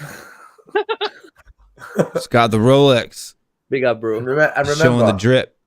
When it comes crashing down and it hurts inside. do, do, do. Take these men. Nice, Will. We keep losing people. Ari, Will, I need to go to sleep. No, you're good, man. Go to sleep. Good night, actually, it'd be a nice thing because I've been streaming for like 2.5, 3 hours on Bob's show. So even if we only roll to 2 hours, I'll be great. But I know exactly what's going to happen. You're going to roll out now. It'll be me, Elias, KPV. Minerals will pop back in. And then right at around 2 hours, it'll be 10 people again. And I'll have to keep the stream going for 2 more hours because that's just the way it always fucking happens. Drives me nuts. Will come in. No, it's true, man. It happens every damn time. I hope there's only 3 of you in 30 minutes. If there's 10 of you, I'm definitely not coming back. Peace out. Love you all. And come on, Liverpool tomorrow. Come on, Liverpool. That ain't happening, man. Come on, Liverpool. You're now walking. You're a long way from Starbucks. To be honest, I'll be. This is gonna sound bad as a Spurs fan, but I'm actually rooting for Arsenal tomorrow. Minerals. Oh. Not because I'm Terry Flewers, but because I want Liverpool just to prove it without a shadow of doubt that I was right that Liverpool's gonna drop off. Yeah. Agenda. I got an agenda. I got a personal agenda. I want Liverpool to finish as low down the table as possible. Exactly. That would be their worst ever Premier League season. Yeah. The last time we finished above Liverpool was 2017 when Chelsea won the title. That was the last time. Nah, it was 2018. You finished 2018. third. Nah, 17. 18. Nah, check the 2016-17 table, mate. We finished second. Yeah, you did, but the following season you finished above them. They only started to finish above you in 2019. Yeah, the year that they went to the Champions League final, we finished a place higher than them. Then they when they lost it, and then when they beat us, they finished higher than us.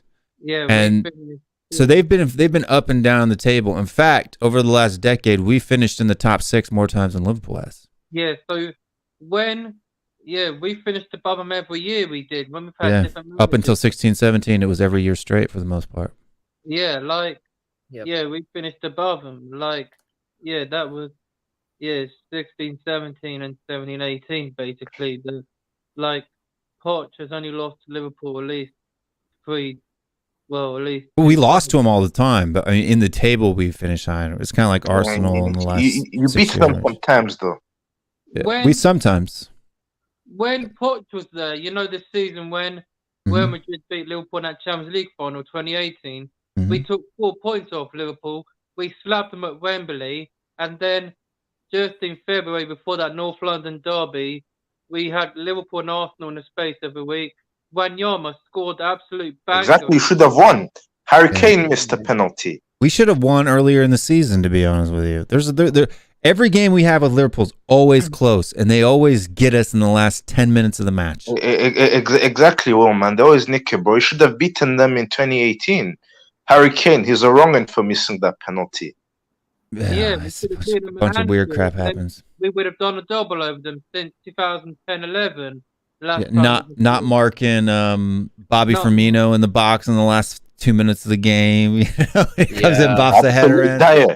Dyer, what a wrong for not marking Firmino as well. They had Karius in goal, though, they did that game, because Mignolet must have been injured or suspended. But Kane then scored a penalty a few minutes later, though, to join the 100 Club. So he missed a penalty, then scored a penalty. So it was Wanyama who scored a banger,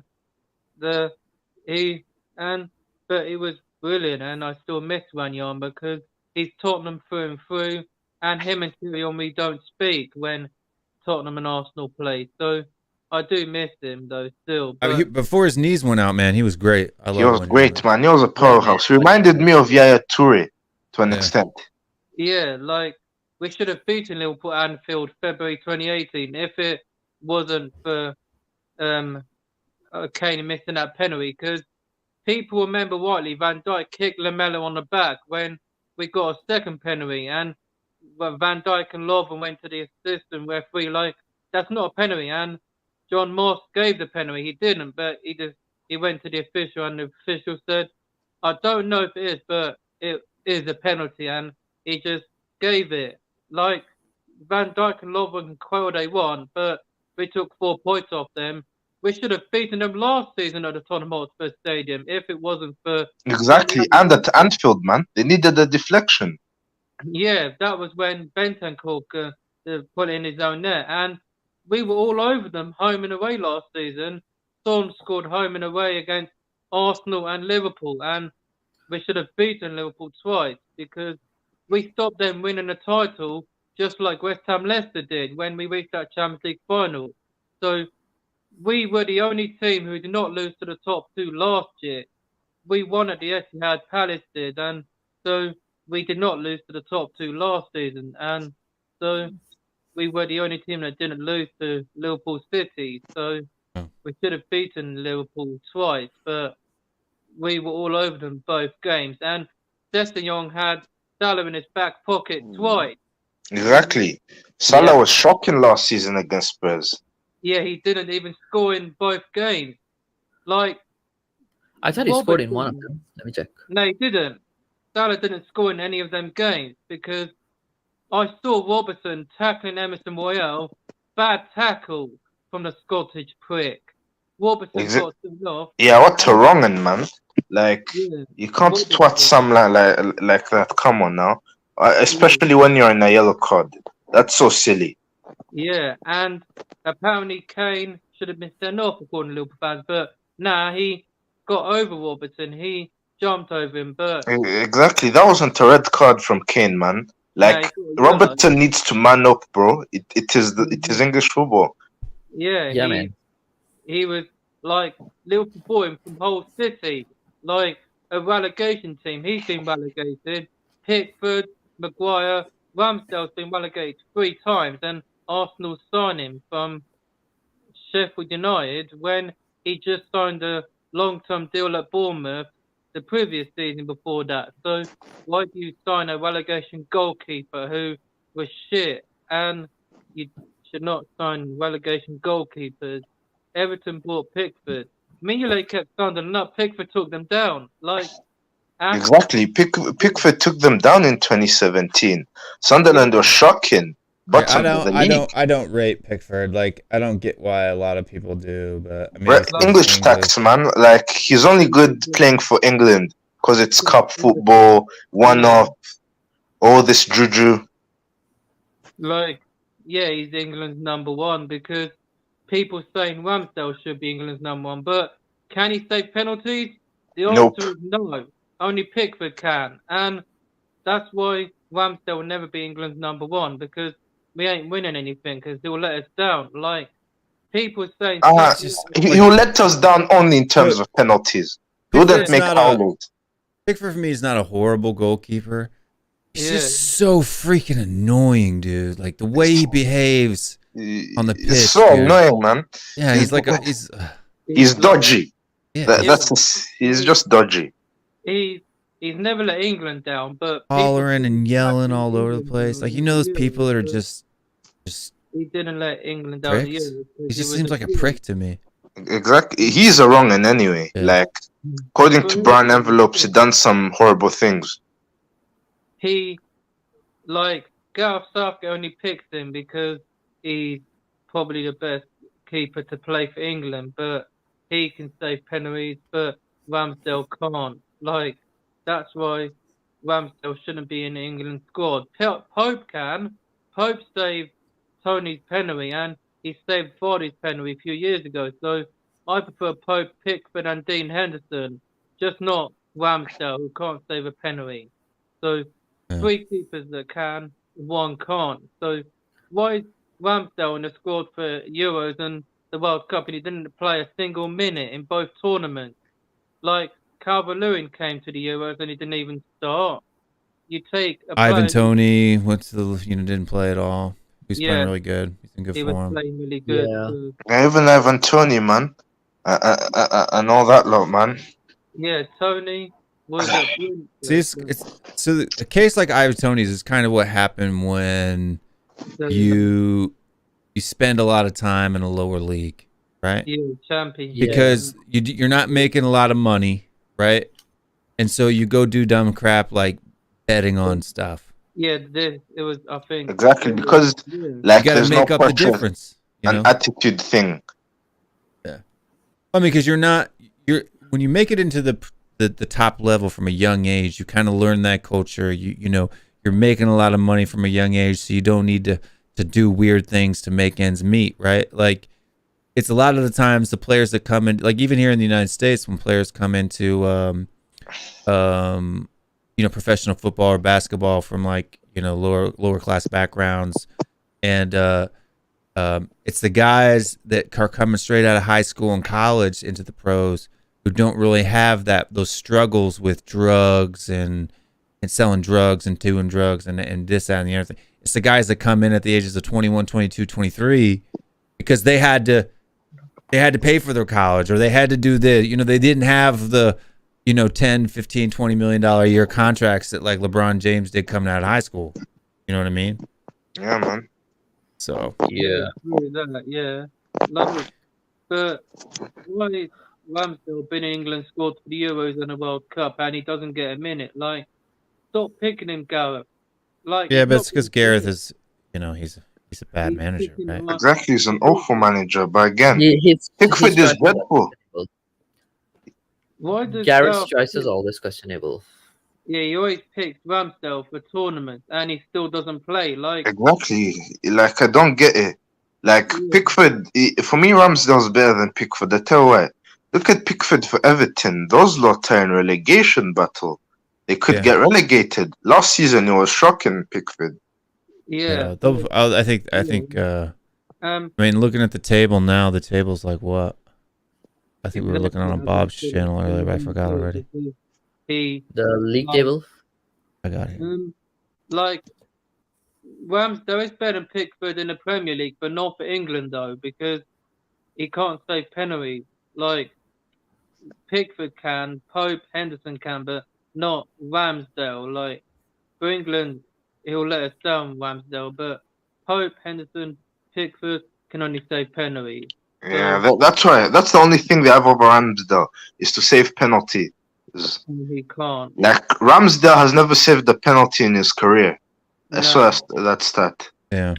But so right now on the table, basically, bar Southampton. It looks like Southampton's going down for sure this year. They're at the bottom of the table. And they are, right now, they're 4 points out of the safe zone, right? Or just to even tie the safe zone. To get out of it itself, because of their goal difference, they would need 5 points to get out of the relegation zone. So it's not impossible. I'm going to tell you right now, this year, the bottom of the table is stacked, dude. 27 from 18th to 12th is only a difference of 4 points. Exactly. 4 points. Yep. Like, oh man, love this season, man. But to be fair, 4 points. Only 4 points from relegated to 12th. From relegated to 12. I mean, Southampton, they've been dreadful, and they basically look like being relegated. But again, mathematically, they could still stay up. But again, yeah, they're only 8 points out of 12th. But again, Southampton 8 games to go. 2 wishy-washy. That's why they'll go down. Yeah, but I think for me, like, Leicester's still in the mix, Southampton's still in the mix. Right now, Everton, they're only out of the relegation because they got a 10-goal differential better than Nottingham Forest. Yeah. Anyone think that Chelsea can go down? Like, no, I don't think so. Like, where are they in the league? Mathematically, it doesn't look Chelsea in possible. the league? Where are It's they? mathematically possible. They're on 39. They're in 11th, but they're on 39 points, right? There's a big jump between Wolves and Chelsea. They Yeah, can't. man. Lampard Chelsea will be cool, but Chelsea will finish 11th, I think. yeah, 11th. Like, if they win 10th or 11th. If they win the UCL, then we can't get. We just don't want them winning it, which they're not going to win it anyway. They're not going to win it. Napoli will win it. Not with Frank Lampard. Exactly. Real Madrid will whack them. You know what I mean? They're going to get smoked. It's going to be like 8-0. Exactly. I said they'll get whacked. They're going to get roasted. When is the Champions League game? Is it this week? Yeah, this week. Yeah. This week. Great. I would be seeing that. Real Madrid will slap them up because they've got Courtois and Rudiger, who they booed Courtois last season when he kept passing the ball to Real Madrid players, and they booed him. And he said after the final, I don't think I have respect on the name. Like, when Real Madrid plays finals, they win them. And, like, 3 finals, 3 clean sheets. And, like, put some respect on Courtois' name, man. Courtois underrated, man. He's improved. Yeah, he was man of match in the Champions League final against Liverpool, and Liverpool just couldn't get past him. Exactly. They only lost to him.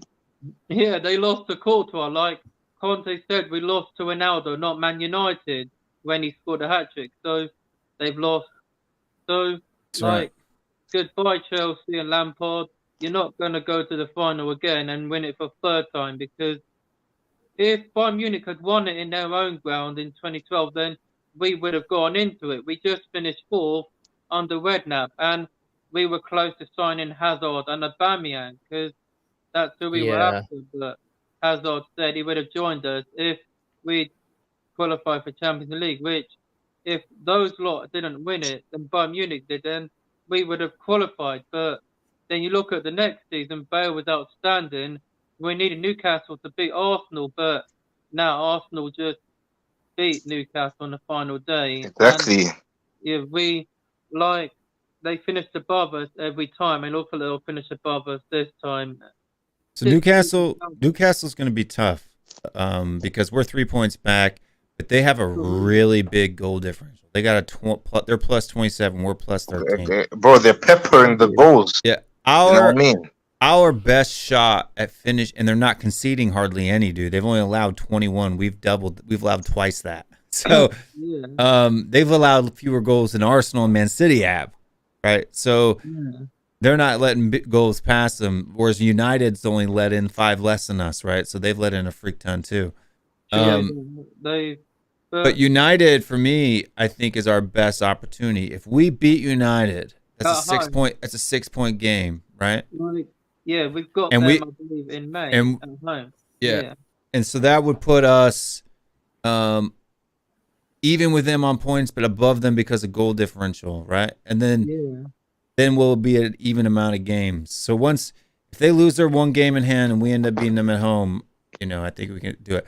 Now, is it likely? No. I think 5th for us is pretty much a lock. And 4th is possible. So for me, it's Europa League. If for some reason we fall out of the Europa League spots, then it's just been an absolute failure, and League's got to go. Is that a date just, or which one's that? It looks like Ceramic Links. Big up, Grandpa. Big up, my man. Yeah, man. Like, I don't want to play Thursdays because I've said to everyone, if we get Europa League, then I'm leaving the club because I want Champions League football, man. Not Thursdays. We don't belong there. Arsenal do. We don't. And I do not want Europa League or Conference League. I'm leaving. Yeah, man. I would love it if Spurs bottle top 4 though, because because karma will be very good for you guys. Karma's a bitch. We've already bottled it, man. We could already, if we would have won the 2 previous games that we drew and shouldn't have, we'd be 3rd right now. Yeah, and we'd be 3rd with a cushion.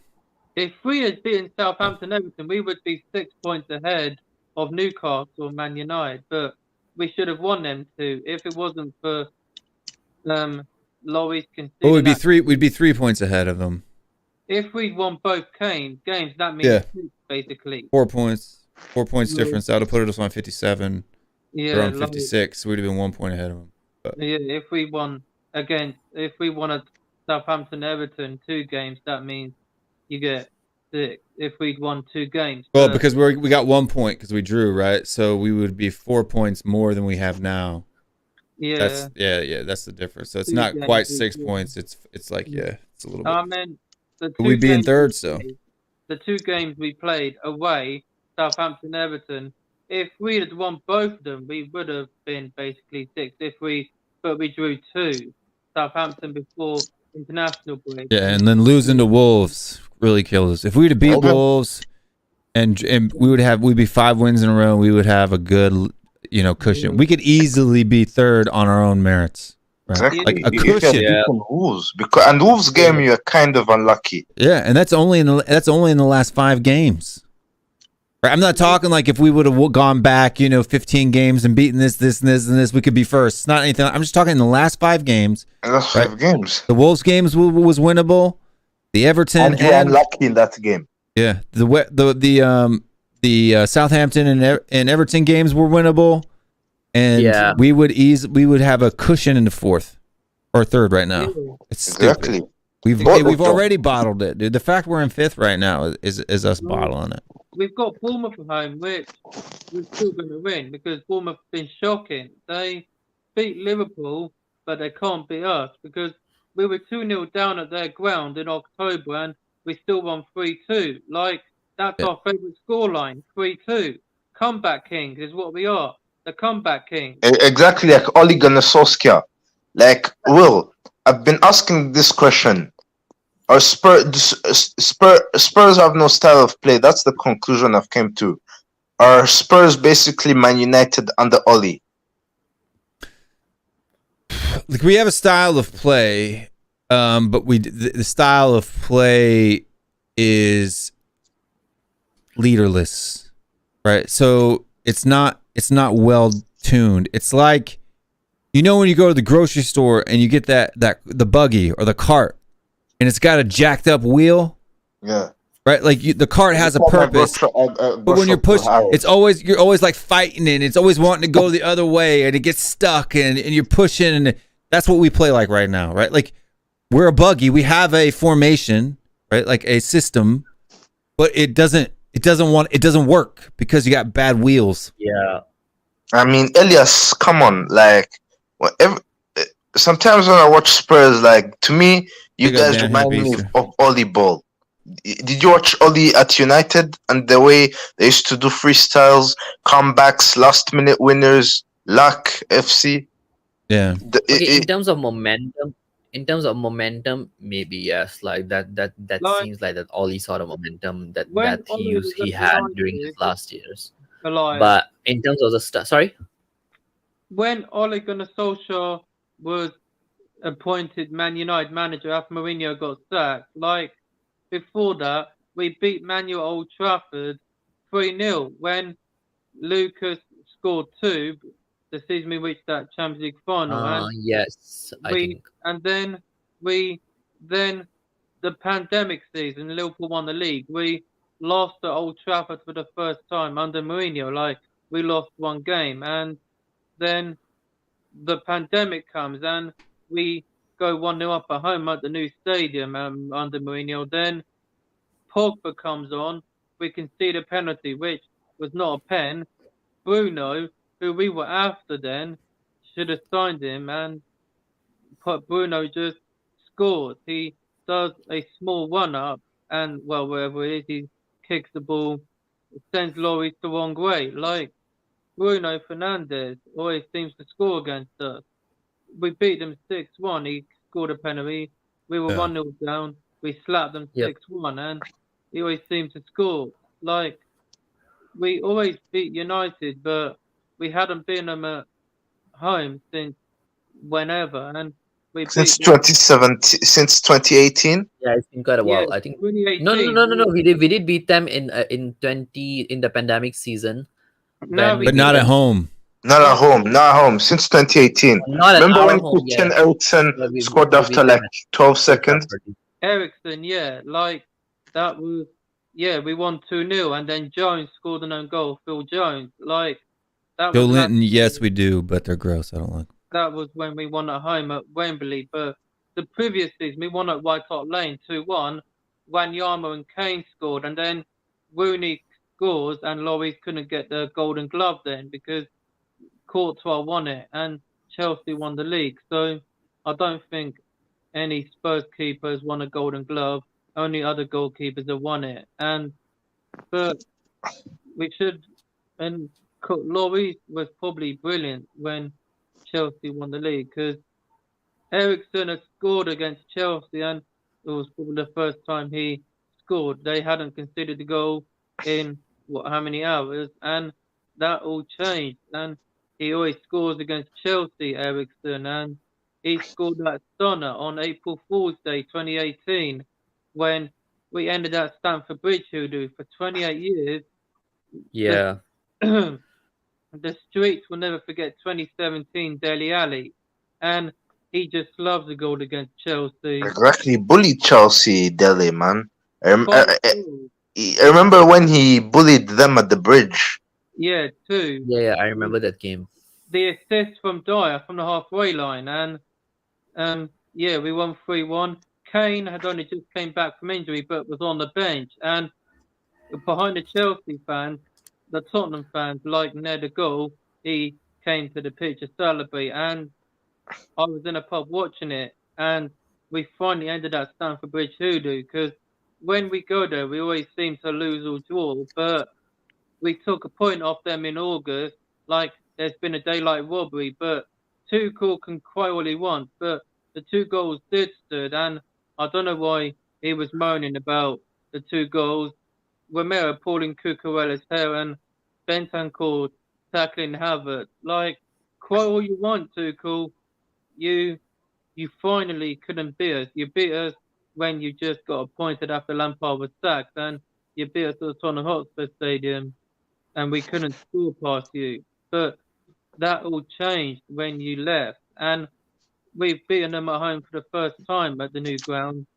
Skip's wonder goal, like, it came off Koulibaly's head and Kepa got a hand, but we finally beat them at the new stadium at first time. And like, when we played them home, we always seem to beat them. The old White Hart Lane, 5-3, New Year's Day 2015, we slapped them up. Exactly, Harry Kane, man, he bullied John Terry. Yeah, like Kane burst on the scene. That was his first goal against them, but he got 2. Danny Rose, Townsend, and Chadley, like 5-3. Pochettino and Mourinho, like Mourinho lost, I think. They just lost to, I think in 2014, they lost to Palace, Villa, Sunderland, Newcastle. Like, the season, Liverpool didn't win the league when Gerrard slipped. They lost a few games, and they thought they were going to go the whole season unbeaten when Mourinho came back, but they couldn't because they lost those 4 games. And they thought they were going to do an Arsenal thing, but never. And Liverpool couldn't. Like, we couldn't. The final season, the old White Hart Lane, we could have done it if we hadn't lost to Chelsea, Liverpool, or United away, but we couldn't. But hopefully someone will do it soon, but we don't know when. But I mean, nobody's going unbeaten, bro. The Premier League. Arsenal are the only team to do it. Yeah, like the Premier League. But the last team to achieve that was Preston North End. Yeah, that was in the old division many years ago, and they were 42 games and Arsenal 44. So no one's doing that. Like Thierry Henry said when he spoke to Gary Neville in Gary Neville's soccer book, yeah, another team will do it, but it will happen, but not for at least another 30 years. It's not exactly. It's impossible to do, my boy Kyle. Yeah, like it's impossible. Like it's not going to happen. Well, whoever's managing what team, like Arsenal thought they were going to do it this season, but the last time they've done that, they won the league in 2004, and they lost to United. If they hadn't lost, then they could, but their away record is brilliant. But they lost to Old Trafford. Like they lost to Anfield. That's it, and Emirates. No, they lost Old Trafford to Man United this season when I watched. And Arsenal. You mean Arsenal? Yeah, Arsenal. Yeah, that's. We lost to Everton as well, bro. Don't forget. And I wouldn't even sleep on Southampton either for Arsenal, right? They they are a team that's at the bottom of the table, but they have put some top table teams in a spliff, dude. Exactly. But I think we have Southampton this time, bro. I think this nonsense of them doing juju on us is gonna end. Yeah, you gotta hope so, because you guys got a really tough end of April, beginning of May. I mean, you got Man City away, you got Chelsea at home, Newcastle away, Brighton at home, the Nottingham Forest and Wolves is pretty easy. But so your last 2 games. But if you guys don't have it locked up, I think by May 14th, could be over, man. Yeah, man. So I pray that beating Liverpool is a must win. Yeah, it's a must. Something against. We just need to get the maximum out of West Ham and Southampton. Yeah. For sure. You got to pull both of those off. I mean, West Ham could be a juju team, but they're playing horrible right now. I think Southampton has a better chance of pulling points off you guys than West Ham does, to be honest with you. Yeah, because Southampton, they still have that fight spirit and siege mentality. Well, and lately too, they've had some pretty decent results. Out of those bottom teams, I'm zoomed in too far. It's not showing me the last 5 games. FPL website, Will? You on the FPL website, my man? Just the Premier League website, yeah. But they've drawn 2 out of their last 3. You know what I mean? So they got a result against us. It's mad. Southampton have been shocking, yeah, but they still have a chance to stay up. Yeah. Southampton. I don't think they're gonna beat you, but I think that they could frustrate you in a draw. Exactly, they can. They'll park the bus, be annoying and stuff like that. Yeah, exactly. I agree. I mean, Spurs, against you guys, do you think they parked the bus, or they were just open, or both of you guys were just open? Southampton? Yeah. Well, no, they came at us. They came at us because we let everybody. We just let people come at us. It was just a basketball game, right? Yeah, it was back and forth. It was a good game. Yeah, it was, even though we drew and it was a dumb draw because we gave a goal away at the very end. At least, we took that goalkeeper, Fraser Forster, who beat us. For 2 goals away. Who took 4 points off us last season, home and away, but we took 4 points off them this season. So Southampton, Son always seems to score against. Kane does, and Kane never played on loan at Southampton, so why did the commentator say he was once on loan at Southampton? That's not true. So that's bollocks. He was on loan at Norwich, though. Yeah, Leicester as well. If Kane had stayed at Leicester, then he would have won the league. Then he could be considered as a Premier League legend. Exactly, Kyle. But he could have stayed at Leicester when they won the league. I believe he was in a championship. Must have been 12, 13 season time, or that's when he was on loan at Norwich when United won 20 league titles under Sir Alex. But Kane played against Man City and couldn't finish the rest of the season due to injury. We brought him back and he turned and he just slapped everyone up. He slapped you lot up, Arsenal, because he always scores against you. And don't know what you're doing on this channel, my friend. Arsenal fans are not allowed on this channel. No, they are. Just Minerals. Minerals, TJ, and who else? Stefan. Well, yeah, Stefan gets. He's a little bit of a wrong one, to be honest with you. He's wishy-washy. He's a bit wishy-washy. Kane, I don't know why people are saying Kane's an Arsenal fan. Troops can do one, mate. Troops, he's not. They're just trying to get to rattle you. They're trying to rattle you. Kane, you saw Kane's hair when Arsenal went the whole season unbeaten, and people still keep bringing that photo up of him in an Arsenal shirt. He was rejected by them. Show you that. No, man. He was 8, bro. Yeah, man. I wish we had Harry Kane, man. He was called the chubby boy. Because he was chubby, that's why I think he was 8. He's 10. Our scouts are wrong anyway, man. Let me look at the book. Liam Brady. That was Liam Brady who rejected him, Kyle. What? Liam Brady? No. He was our scout for the kids. Oh, something like that. But Kane always scores against Arsenal. He's got 14 North London derby goals, and he's the all-time top scorer in this fixture. And next season, the men will make sure that we won't lose at home to you jabronis again, and North London will always be white, because you haven't finished above us since 2016, and you got lucky then because we lost 5-1 to Newcastle, but it ain't going to happen again.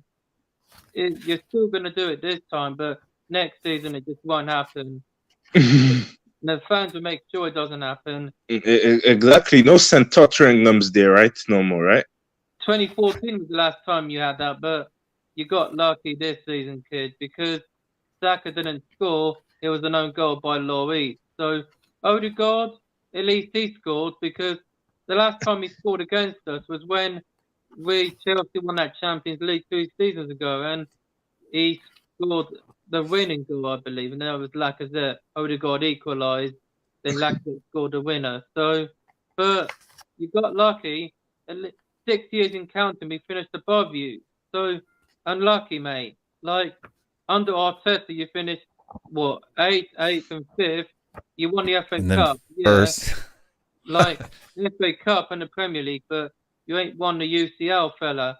Yeah, you stole our captain, but no one still likes the guy anyway. I still don't like him. Sol Campbell's a wrong one for you guys, isn't it? Oh yeah, for sure. Definitely wrong. Wishy-washy. He said he was going to stay, but traitor, like... Yeah, he snaked you, man. He joined the right side, man. He joined the big boys. Liverpool was interested in him. Liverpool was. Barcelona got a chance to win the Champions League. Arsenal didn't.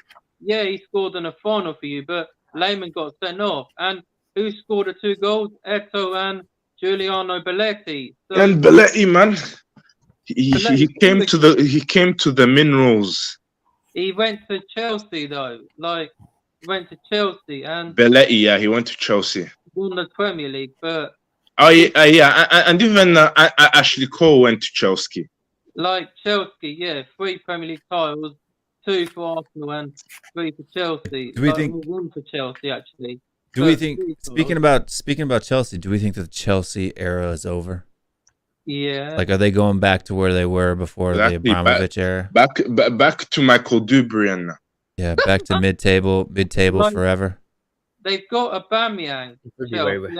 Let's be honest, Chelsea will beat them at the Emirates. Chelsea will lose to Arsenal at the Emirates anyway. That's true. I haven't thought about that. Aubameyang, if he plays, like he's going to be out for heads, dude. He's going to be out for heads, man. He's going to be out for heads. Yeah, bro, we beat Aubameyang this season. Yeah, at the bridge you did. At the bridge, because Aubameyang said nothing personal. Yeah, nothing personal, man. He's going to get mudded again, man. At the Emirates, like where he scored goals for you, won the FA Cup. But because if you boo him when he comes out at the Emirates, he's going to get you. Yeah, he's going to get angry, but we didn't boo him at the bridge, though. I mean, because it's away fans, right? It's hard to hear. Like, even if you did, it would be. It's not that big of a deal. I don't think our fans hate Aubameyang. Like I think they do. Nah, they don't. No, they don't. Some do, some don't. I think it's split. It's split, man. I do like Aubameyang, but he had to go at the end of the day. He won the FA Cup for you and the Community Shield, so at least he won 2 things. But the Community Shield is like a shield, not a trophy. Like, if it was like the FA Cup, Carabao Cup is, but the shield is a circle thing, so it's basically not a trophy. Like, City won the well, it's 2 teams, right? There's no knockout, so it's just considered like a shield, yeah. It's just a charity, innit? Why did Liverpool finish second in 2019? Like a friendly. And they still played City in that Community Shield in 2019. Because City won all domestic competitions, so the second team becomes the team to face the Community Shield. Like United won Premier and FA Cup, so the team that finishes second are the one that plays them in that match because they can't play themselves, right? They can't play themselves, so every FA Cup winner and Prem winner plays a Community Shield. You beat Liverpool when they won the league, you won 2-1 at the Emirates because Van Dijk apparently gave the ball away, and like that was the first time you beat them in the Emirates since 2015, when a certain Captain Arteta was part of that team. But exactly, we beat them 4-1, man, and Steven Gerrard was mudded. Yeah, Henderson scored a penalty then, but you battered them, and like, but Liverpool slapped you 4-1 when Gerrard slipped, and Liverpool were close to winning the league, and Arteta was part of that team, and you let five goals in or Yeah, something. 5 goals, man, in like 20 minutes. One, like that was the worst game I've ever seen as an Arsenal fan. Yeah, I know. You can talk about Bayern Munich, yeah, but that Liverpool team wasn't much better than our team in 13-14, in my opinion. Yeah, so that's why it felt worse. And Arteta scored like a consolation penalty. Yeah, Arteta scored because he played for Everton and he scored against them when Roy Hodgson was Liverpool boss, and Tim Cahill always scored in a derby, and Arteta done it, and so Arteta's basically scored against Liverpool for Everton and Arsenal, basically. But can he finally beat Liverpool Anfield as a manager? He's done it twice as a player for Arsenal. March 2012, September 2012. March 2012, I remember, man. Dirk Kuyt missing a penalty, and Van Persie nicking off the win against a horrible Kenny Dalglish Liverpool. Yeah, and Chesney made a double save, and Vermaelen was just jumping up next to Liverpool fans, and Chesney made a double save. Like, I was in a pub watching that game, and Arsenal were just... But you lost at home earlier in that season anyway. You lost 2-0 when... Yeah, we lost 2-0 to those man, but it doesn't matter, man. At least you won Anfield 2 times in 2012 and beating us 5-2 2 times in 2012. Exactly, that was mad. Yeah, at least we got Adebayor, and Mertesacker scored home and away against us. Like Bale and Lennon always scored against you lot.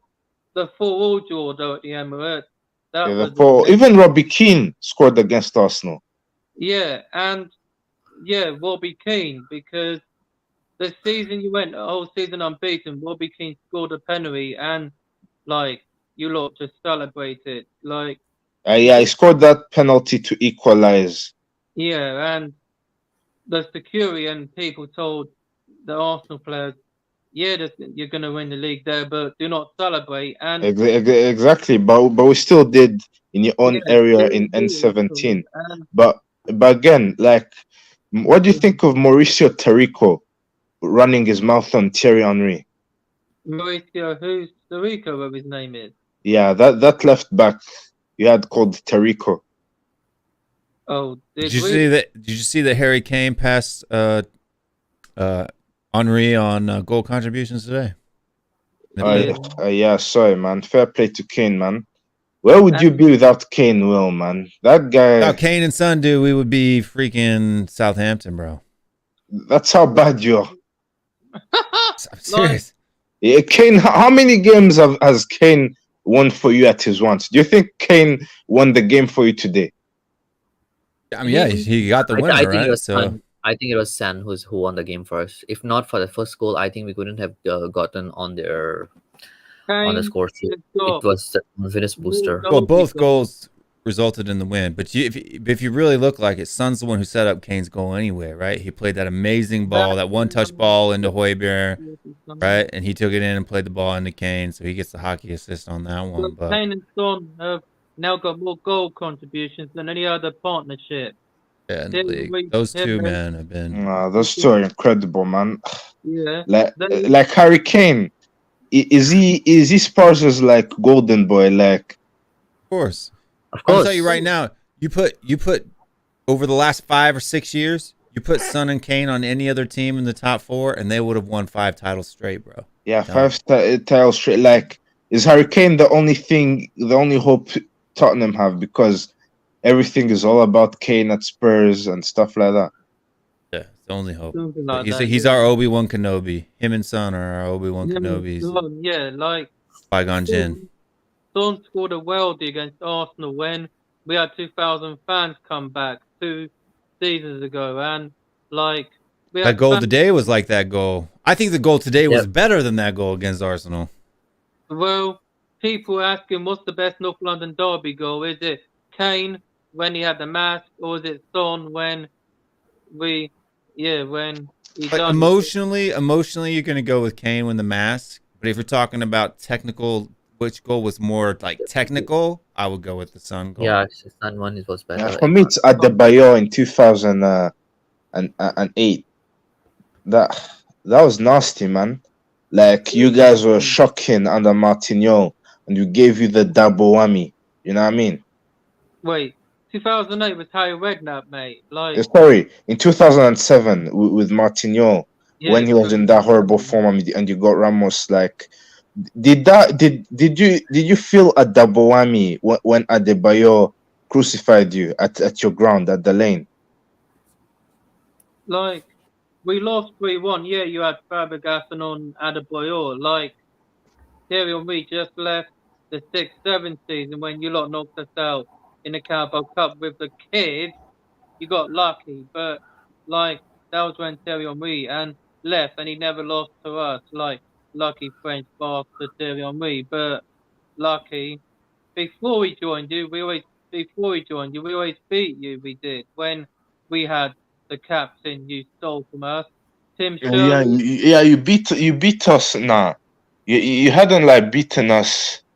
Like, let me see the record. Like, Thierry Henry joined in '99, and the previous season we got in the United treble season we got 4 points of you, and we only got 2 points of you in our double winning season. Yeah, despite you guys almost getting relegated.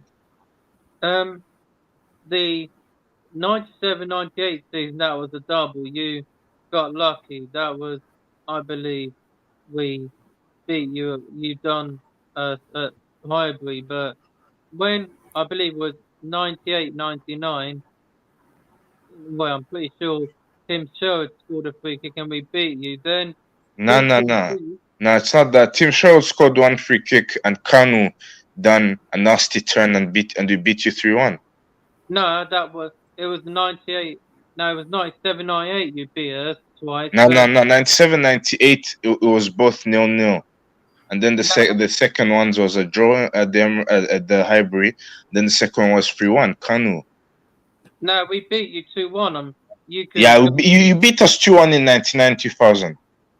99-2000, yeah, because we had Tim Sherwood who. Yeah, Tim Sherwood scored a bad boy, and we got down to 9 men. Yeah, you did, because looks like Tottenham had a dominated period from like basically the 50s, from 57 to 60. 67. I think we only lost 2 times in like 20 years. From 57 to 67 in 10 years, we only lost twice. Go to the 90s, Will. Go to 96, and we'll see it better. 70s, we lost like 6 straight. 80s, it looks like it was pretty even. We might have had a little bit of an upper handle in the 80s, but not a lot. But from 87 to 89 or to 90, it was all Arsenal. Then are you looking like end of the 90s? Beginning of the 90s, it looks like we dominated the North London Derby. Yeah, the first edition of the Prem. You done the double over us. Yeah, that was when Teddy Sheringham was at Tottenham, and we beat you home and away, and he scored at Highbury. Scored the Highbury, man. Last game of the season. Could you imagine the first Premier League season, and the last game of the season is the North London Derby. Yeah, so it looks like right about when Thierry Henry joined the club in '99 is when your guys' fortune changed. From that point on, lost. We didn't win one. We won one in '99, the first at home, right? We lost away. Or no. Why is that 2 home games? That still makes sense. Yeah. Oh, that's the next season. This is 99-2000. Were we But sharing 98, stadium or something? 99, we drew at Arsenal, lost at home. We lost And at home. then Kanu. the next I year thought we won at Portugal. home, and we lost away. But from that 2000, You only started beating us in 2008 and 9. You beat us in No, you only started beating us in 2008. we didn't win again. We didn't win again until 2008. 5-1. I remember Wow. that. I was a baby. Yeah. So 8-year. It was an 8-year drought. Of Like winning. 8-year drought and that. And then your first win was in 2010. Danny Rose. Remember that, Will? No, the first Danny win was Rose 28 at home. Oh, that's a League Cup. But in the league, it was 2010. Yeah. That's when Arsenal just re-signed our captain, and he then joined Newcastle at the end of that season. And Danny Rose, that was all 14 years later. People still talk about it, and people still ask, is that the better North London derby goal than Kane and Son? That was, but people remember the next season, Will, we beat them at the Emirates, like the first time since 93, I think. And yeah, since 93, you beaten us at home. Yeah, and we were 2-0 up. And then Kabul scored the winner. Yeah, because During the- Koscielny got Gareth Bale and the ankle should have been off. But During the Poch time, they only beat us 3 times. Yeah, you only beat us 3 times, but it was like 2 at home and 1 in the League Cup away. Yeah, but I mean, like during the Poch era, we lost in the League Cup, but in the league, we only lost. 16, that was. Yeah. 16. Flamini got 2, and AFTV started celebrating 2 times. White Hart Lane. Yeah, so from 20, wow, I didn't even realize that. So from Poch era up to 2020, you guys only beat us in the league twice. Wow. Yeah, that was. That's nasty. Since 2015. Yeah, that was nasty, but like Pochettino's way knew how to like do something against Arsenal, and then as soon as you brought in defensive like managers, we started to feel that factor of beating Spurs. And then we've lost 4 times since 2021. We're in bad form, dude. Going into the match in March 2021, we were unbeaten in 5 North London derbies. We hadn't lost since December 2018 when we were. When Aubameyang had that masterclass. Yeah, 4-2 at Arsenal's the last time we had 4-2, lost. man. Son cheated. What a wrong one, by the way. Dive in. That wasn't a penalty. For the goal to make it 2-1. Kane, Son dived. Nah, the 2018-19 season at the Emirates. So 3 and 15. 3 and 15 North London derbies in the Poch era we lost. That's it. And that's including League Cup. 2 and 15. 2 and 15 in the league. Yeah, 2. You only lost 2 in the Prem. But it was his style of play knew how to do well against Arsenal. But like ever since you had Son, Kane, all in their youth. You had Walker, all in Rose, youth, but like Dele in his prime, Eriksson. Yeah, like since Poch has left, like when Jose took over his first NLD, he won it. He won his first 2 NLDs. And if he had beaten us at the Emirates, that would be like the first time in 70-something us Spurs have beaten us 3 times in a row. That would have been a double whammy, bro. Yeah, we would have done a double over you that time because for the first time in 28 years. 28 years, we would have beaten you 3 North London. And for the first time since the 70s, you beat us 3 times in a row. Yeah, 70s. Yeah, like that would have been. But Toby Alderweireld has actually got 2 North London derby goals. The one in the Kane mass game and the one at the new stadium. Yeah, the winner. I remember that game. Yeah, like he scored the winner. Like Lacazette put you 1-0 up. He was the first Arsenal player to score at the new stadium. And then Kane didn't score then because he would have scored 11 North London derby goals. But he scored in December 2020 and Son and Alderweireld both scored in a game. Yeah, Son scored the win. Son and Toby got your goals. But Will, would it have been a double whammy like for Spurs like to beat like Arsenal 3 times, home and away? First time you do the league double over us since the first edition of the Prem, which had like 42 games, and beating us 3 times in a row since the 70s. Like, would that have been a double whammy for Spurs? Yeah, to I do mean, it would have been. something like Yeah, that? we would have. You know, people would have popped those stats. We would have celebrated. Sure. I mean, anytime that we do, Like, yeah, like a 3-timer or something like that to Arsenal. I mean, because I can tell you, man, in the pot share, anytime we went to Arsenal or whatever, I wasn't scared at all. Like, you guys didn't scare me at all in the pot share. Seem to have a thing of getting the odd good result against Arsenal. Yeah. Like, yeah, when Arsenal lost their captain Van Persie, who Arsenal still call him a Judas, and he won the league, and Arsenal gave Man United a Guard of Honor, and Van Persie comes out and Arsenal boo him. Like, he wanted to win stuff. At least he wanted so Campbell wanted to win. How about that then? We do only have fans on who are in the top 10. That's always. He won us the Worthington Cup in '99, so it was the first black captain to lift the Worthington Cup. At least he won a trophy at Tottenham then, '99. Yeah, 99. Iverson, you beat Leicester 1-0, didn't you? We beat Leicester, yeah, and he lifted it, and then he said, who won? What was the score? Was it 1-0 to Spurs? Yeah, 1-0. Yep. Iverson, right? Is it Iverson? Yeah, Justin Edinburgh got sent off, and Iverson scored the winner, and yeah, that's when we left. That was our first trophy, and Since the FA Cup in '91, 8-year drought. Then we won the Carling Cup in 2008 against Chelsea. Like, Against Chelsea, Jonathan Woodgate. yeah, and Berbatov. Like, Chelsea lost 2 cup finals, Carling Cup and Champions League final, and they both, Chelsea were 1-0 up in the Carling Cup final and were 1-0 down in Moscow Champions League final, and Lampard equalised, but Drogba got sent off for hitting Vidic in the face, and if Drogba hadn't been sent off, he would have scored that 5th penalty and they would have won it for the first Exactly, he would have scored that penalty. Instead, he would have scored that instead of John Terry. But yeah, John Terry slipped, and Rooney said he didn't care because John Terry was his England teammate. Like, Giggs said he didn't have any mates in a Chelsea team because he didn't like Chelsea. Always, I don't know. Yeah, man.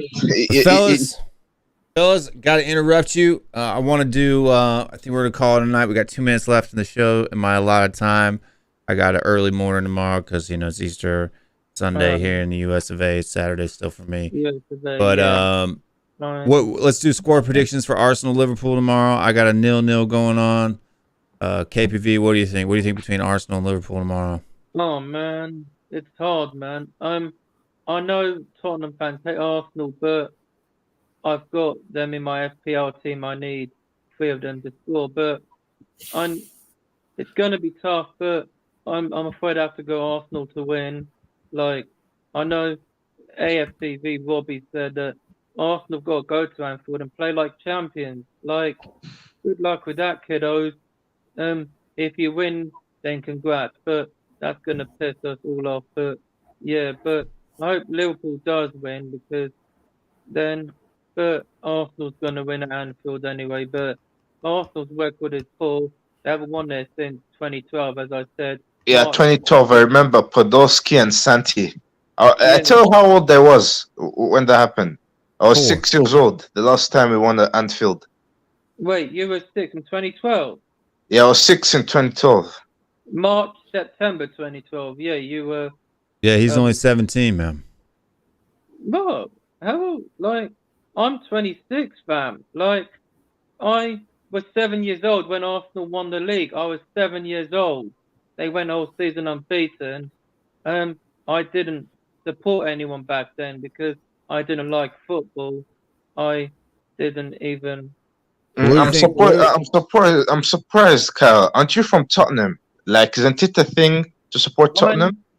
I'm from Coventry. I was born in Coventry, but I support Tottenham because a friend of mine made me support Tottenham. For you, why don't you support Coventry City, man? They were like a Premier League royalty. Yeah, they beat you. That's when Robbie Keane played for Coventry, and he played for Wolves and Inter, and basically everyone else, and Liverpool. But Robbie Keane played for Liverpool. But now Coventry, like, they used to be in the Premier League, and I think they beat us once. But now Coventry, not me. Peterborough United for me, man, because a mate of mine is from Peterborough, and I've been there to get my passport before. So fair enough, man. So you said that we'll beat Liverpool. What's your prediction? I'm gonna go 4-1 Arsenal. That's more confident than me. 4-1. 4-1. For me, I'll tell you what. I'm gonna tell you what. If KVP is like eerily on with his predictions, dude. Like he's got like you could place bets on his predictions and probably win money on it. I'm telling you. That was the score that Arsenal beat Liverpool at the Emirates in 2015 and 4-1 when Ozil scored that free kick. I mean that's the case, but we'll see. But for me, I think we'll beat them 2-0. 2-0 to Arsenal. Again, like no worries. That's my prediction. Elias, what's your prediction? 1-1 draw. Oh, Yeah. 1-1, yeah. 1-1, 2-2. That means Arsenal will take 4 points off Liverpool. 4 points this season from them, man. 4 points, and I think we're due a win at Anfield, man. It's been coming. You need to win that curse. Like, man. We haven't won there since 2011. We won there before Arsenal did. So we ended that curse first. So Arsenal done it. Nah, we won there in 2010. We'll do our first double over Liverpool since 09-10. Yeah, and we beat them at Anfield in 2012 and 13. We beat them at Anfield in 2012, like 2010, 2012, like back to back, like March something, and then like September. Yeah, in 2012. But Redknapp beat Liverpool 4 seasons in a row. Harry Redknapp beat Liverpool 4 seasons in a row. Like, Poch has only beaten them once, but when we had AVB, we beat them at the White Hart Lane. Bale and I believe it was Lennon or something, and we lose at Anfield. But Tongan got 2. So exactly, bro. Spurs were like 2-0 up. I lost 3-2 at Anfield. Yeah, so basically, teams are doing what other teams do. They go 2-0 up and they fuck it up. Like exactly. But Will, like, why do Spurs like bottle leads to like northern teams? Like because Josie said that they're not, CUNTs, right? We're soft. They're not nasty enough, innit? Yeah, we're not nasty enough to eke out a lead. Like it's like when you even though you guys were beating us, once you got that lead, you were wasting time and taking the ball to the corner. Like you were just being like nasty. Like you stopped trying to play for the last 10, 15 minutes. To us when you guys are leading on us. Yeah, but we don't do it well though. That's what I'm saying. Like we don't do it well. You don't do it. For Arsenal, it's perfect, but for other teams, it's not. Because Arsenal, they've got that fire in the belly, right? Like if we could get that fire in the belly against other teams, but like that's the thing, we get cocky, right? So we play a team like Everton or Southampton, whatever. They're the bottom of the table. We take our foot off the gas. We stop focusing, and then they get one on us. That's what always happens, dude. Like we were 3-0 up on West Ham, and they come back and draw with us in the last 15 minutes of the match. But for Arsenal, there's no excuses of bottling leads. We rarely do though bottle leads against Arsenal. If it's tight, going late, we usually finish in a draw. You know what I'm saying? Yeah. They don't take the foot off the gas. That's the problem. Yeah, when we won at the Emirates, we took 4 points off them that season under Redknapp. We were 2-0 down at the Emirates, and Arsenal were basically 3-1 up at White Hart Lane a few months later that season. We drew 3-3 at White Hart Lane, man. That season we were basically Tottenham because Arsenal were also bottling leads. Like as a 5-year-old, I was listening to how my trauma is bad. I was 5 years old when we were 4-0 up against Newcastle, and drew 4-4. We do play good against Man City for whatever reason. We got Man City's number, dude.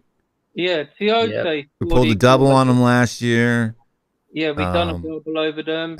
I don't think there's that many teams even done. In the last 10 years, how many teams have pulled a double on Man City? I'd be a curious not stat. many, bro. Not many. Arsenal done it when Man United won their 19th title in 10-11. Arsenal done it. They beat them at the Etihad and at the Emirates, and that was the last. I think the only team who could beat City twice.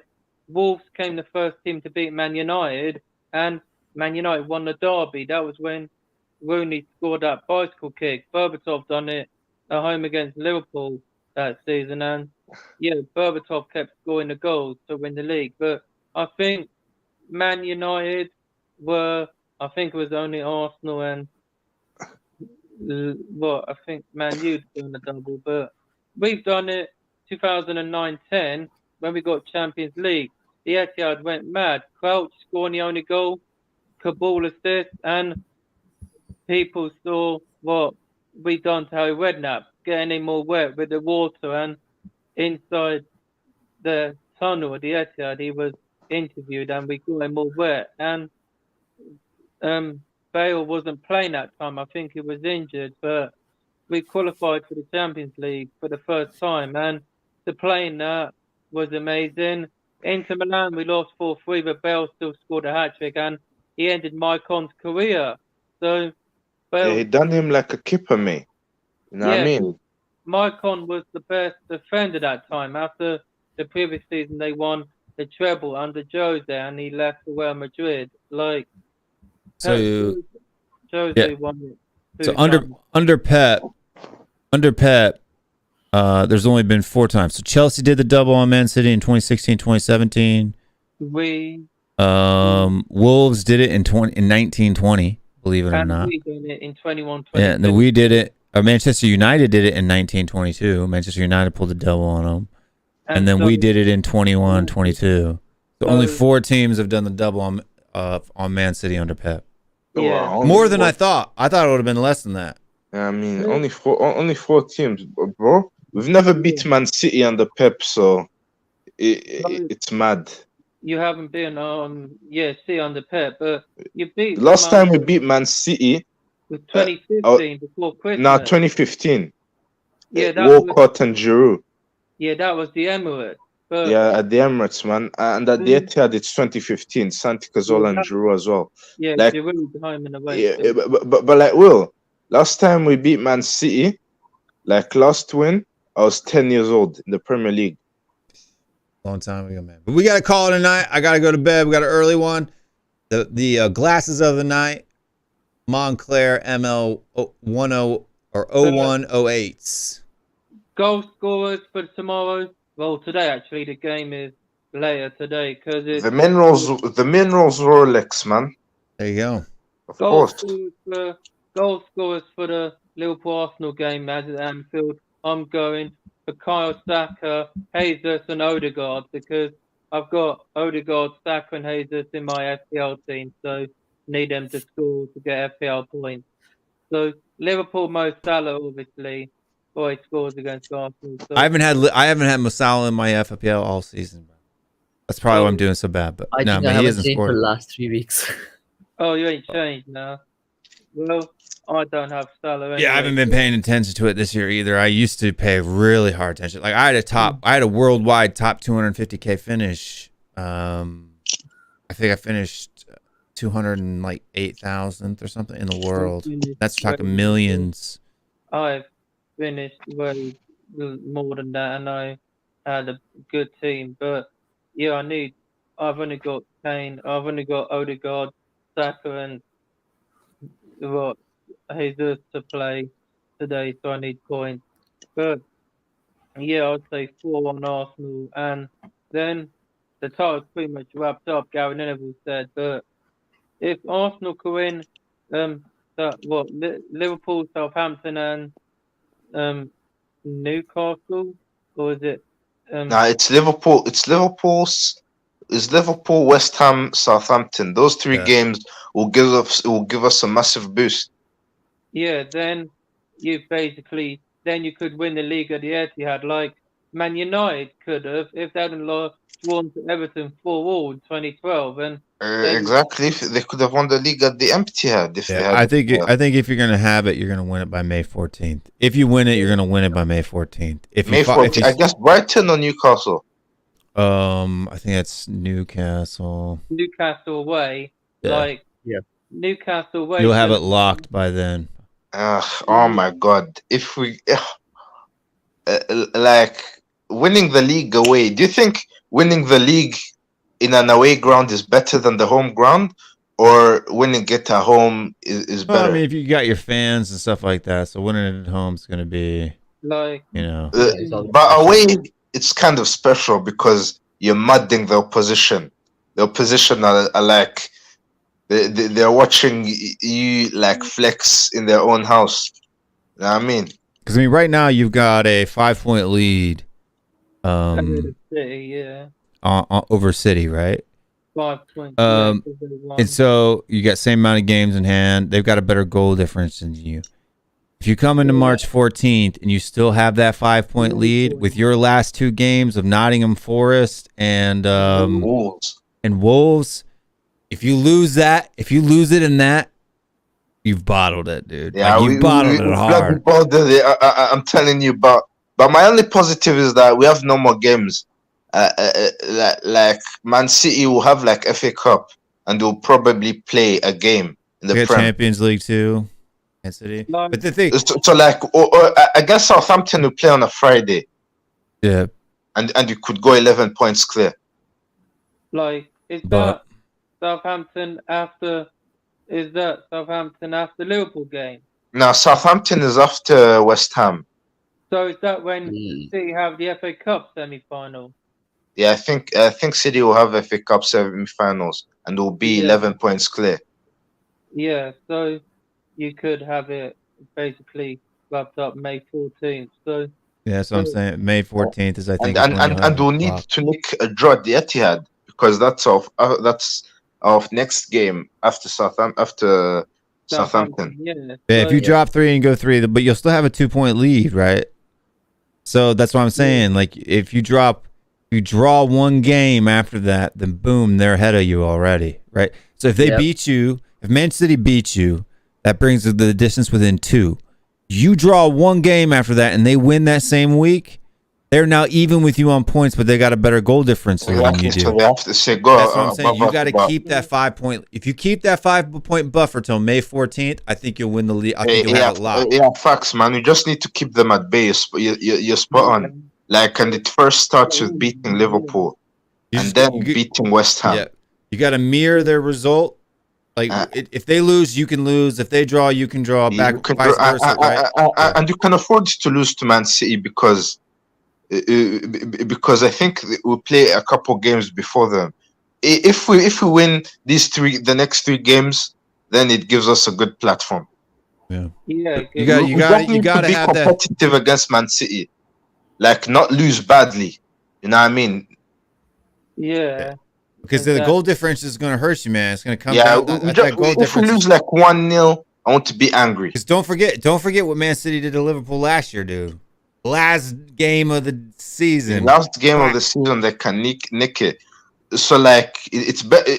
Like when you like, we just need to stink it out at the Etihad. Yeah, you don't want it to go down to the last game because this is the thing. They've won it the last day of the season multiple times. They've done that multiple times. They're not scared of that.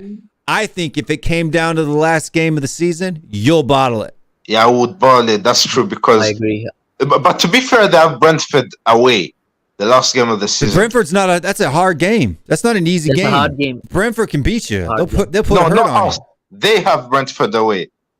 Oh, you have Wolves. I thought we had Brentford away last game of the season. Hold on, let me check. You guys have Leeds away, last game of the season. And we'll still slap them up because we beat them at the Tottenham Hotspur Stadium when Leeds is I'm not worried about this season, especially with Jesse Marsh not there. No. Oh yeah. So Brentford is our second last. 20th May. Our last home game is when. Yeah, you got Wolves away, but they can stink you out, man. That's what I'm saying. Like, if say you need to win, right? To get that, they can stink you out, and they're in a Exactly. relegation fight. Exactly. They could be fighting for their lives. I mean, I just hope and pray that the Wolves are fairly safe. That's the only hope. They beat Chelsea though. But it's the thing that you got two teams that are teetering on the edge of that relegation. Nottingham Forest and Wolves. Brentford, man. Brentford, like, would have nothing to play for. I just hope that they don't open their legs for Haaland and Man City. And that's not Brighton. The way Brighton was playing today, dude. Brighton looked good. You've got them on the 14th. It's Brighton at home, right? And if they need to win to get into the top 4. It's gonna be a tough, man. You got Newcastle. A lot of twists and turns, Will. You're spot on. Like there's some drama left in there. Yeah, but Will, City and Brentford in the last game of the season.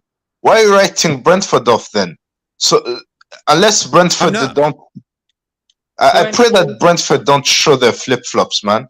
Because last season against Leeds, those guys were too wishy washy, man. Brentford beat City at the Etihad. Yeah, we have a hard bet. We have a hard run coming out here, dude. We've got Bournemouth. We should get 3 points there, right? Then you've got Newcastle away, United at home, Liverpool away, Crystal Palace at home. I think we'll get 3 points there. Aston Villa away is a tough match. They're in great form right now under Unai Emery.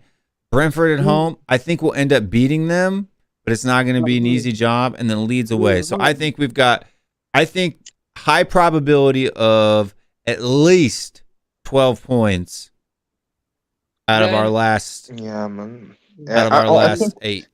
I think. Do you think if we win the next 3 games, it will give us a good platform? Yeah.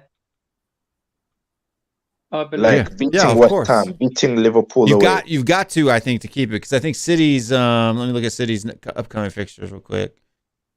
Yeah, they got Leicester, bottom of the table. Leicester are gonna open their legs, man. No, they're gonna. Then they've got so they've got Leicester, Fulham, West Ham, Leeds, Everton, Chelsea. They don't have a hard game until Brentford the last day of the season, dude. They're getting Liverpool will get, or City will get 3, 6, 9, 12, 15, 18 guaranteed points by the end of the season. I mean, Arsenal, it's not a guarantee though. Yeah, I didn't count Arsenal. So I didn't count Arsenal and I didn't count Brentford.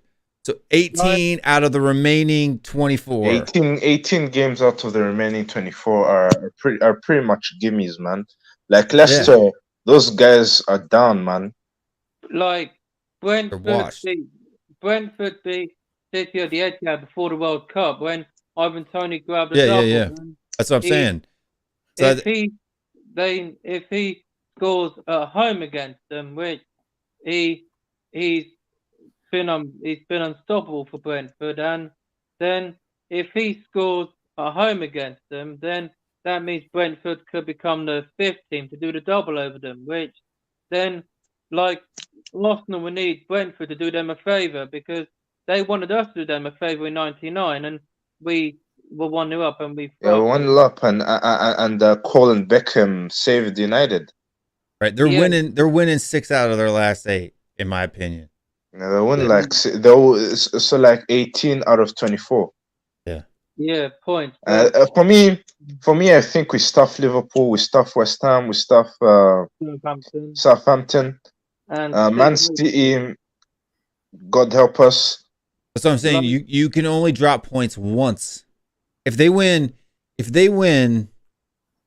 16 out of their last 4, and it's down to whatever the result is at City, right?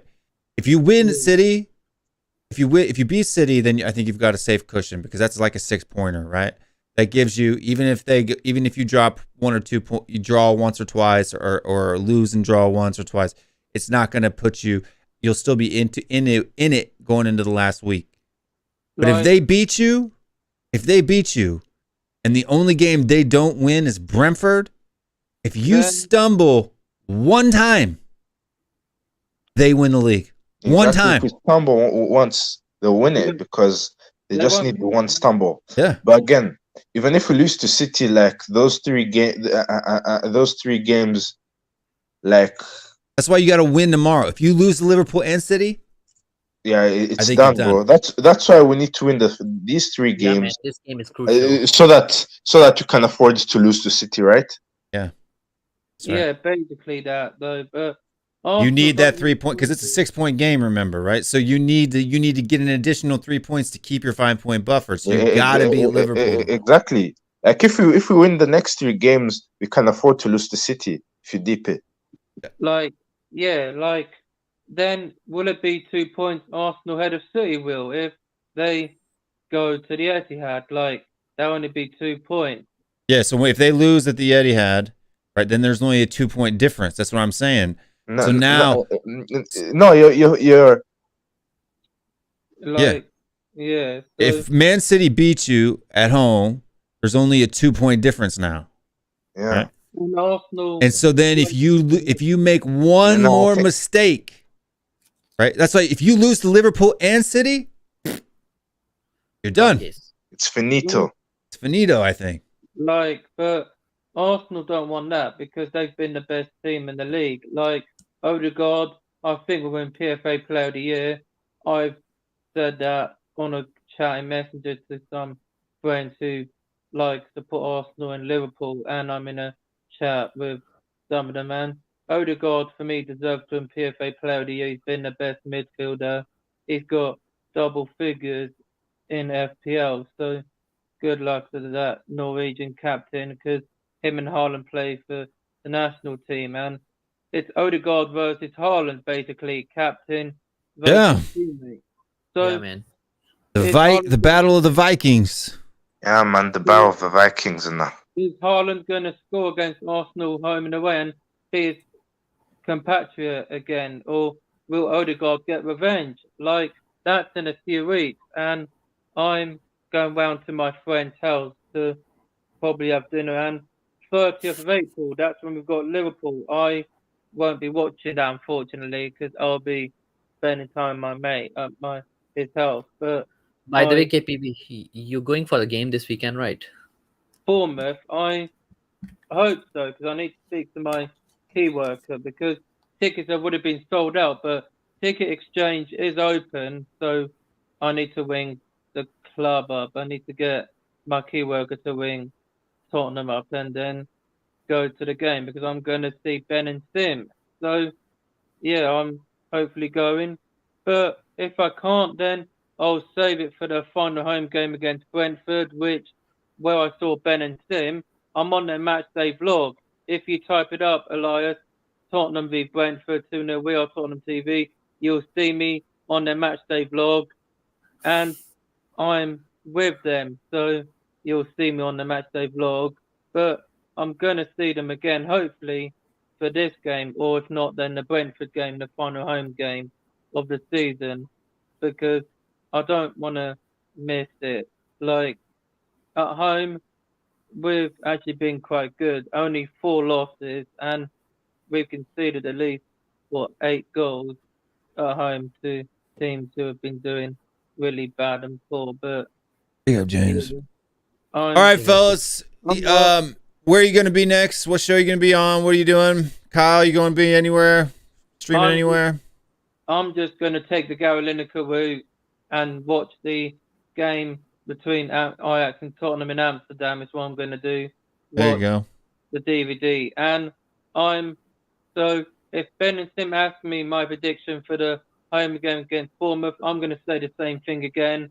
Like the comment of the day goes to keep, as you already heard Bob say it. I'm going to take the Gary Lineker route again. And because I've given up making more predictions this season, as I did for the Champions League. So I give up making predictions. So I'm just going to take the Gary Lineker route, basically. But you'll see me on, hopefully, we are Tottenham TV today, because normally they go live on a Sunday, basically, or whenever after the game they do it on Sunday. So today you'll see me on there. If not, then you'll see me Monday.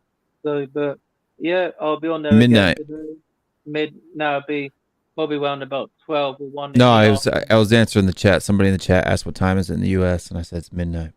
Yeah, so, but anyway, I'm going to take the Gary Lineker route and just watch old Tottenham DVDs when we were better than Arsenal we were. So I'm just going to watch better.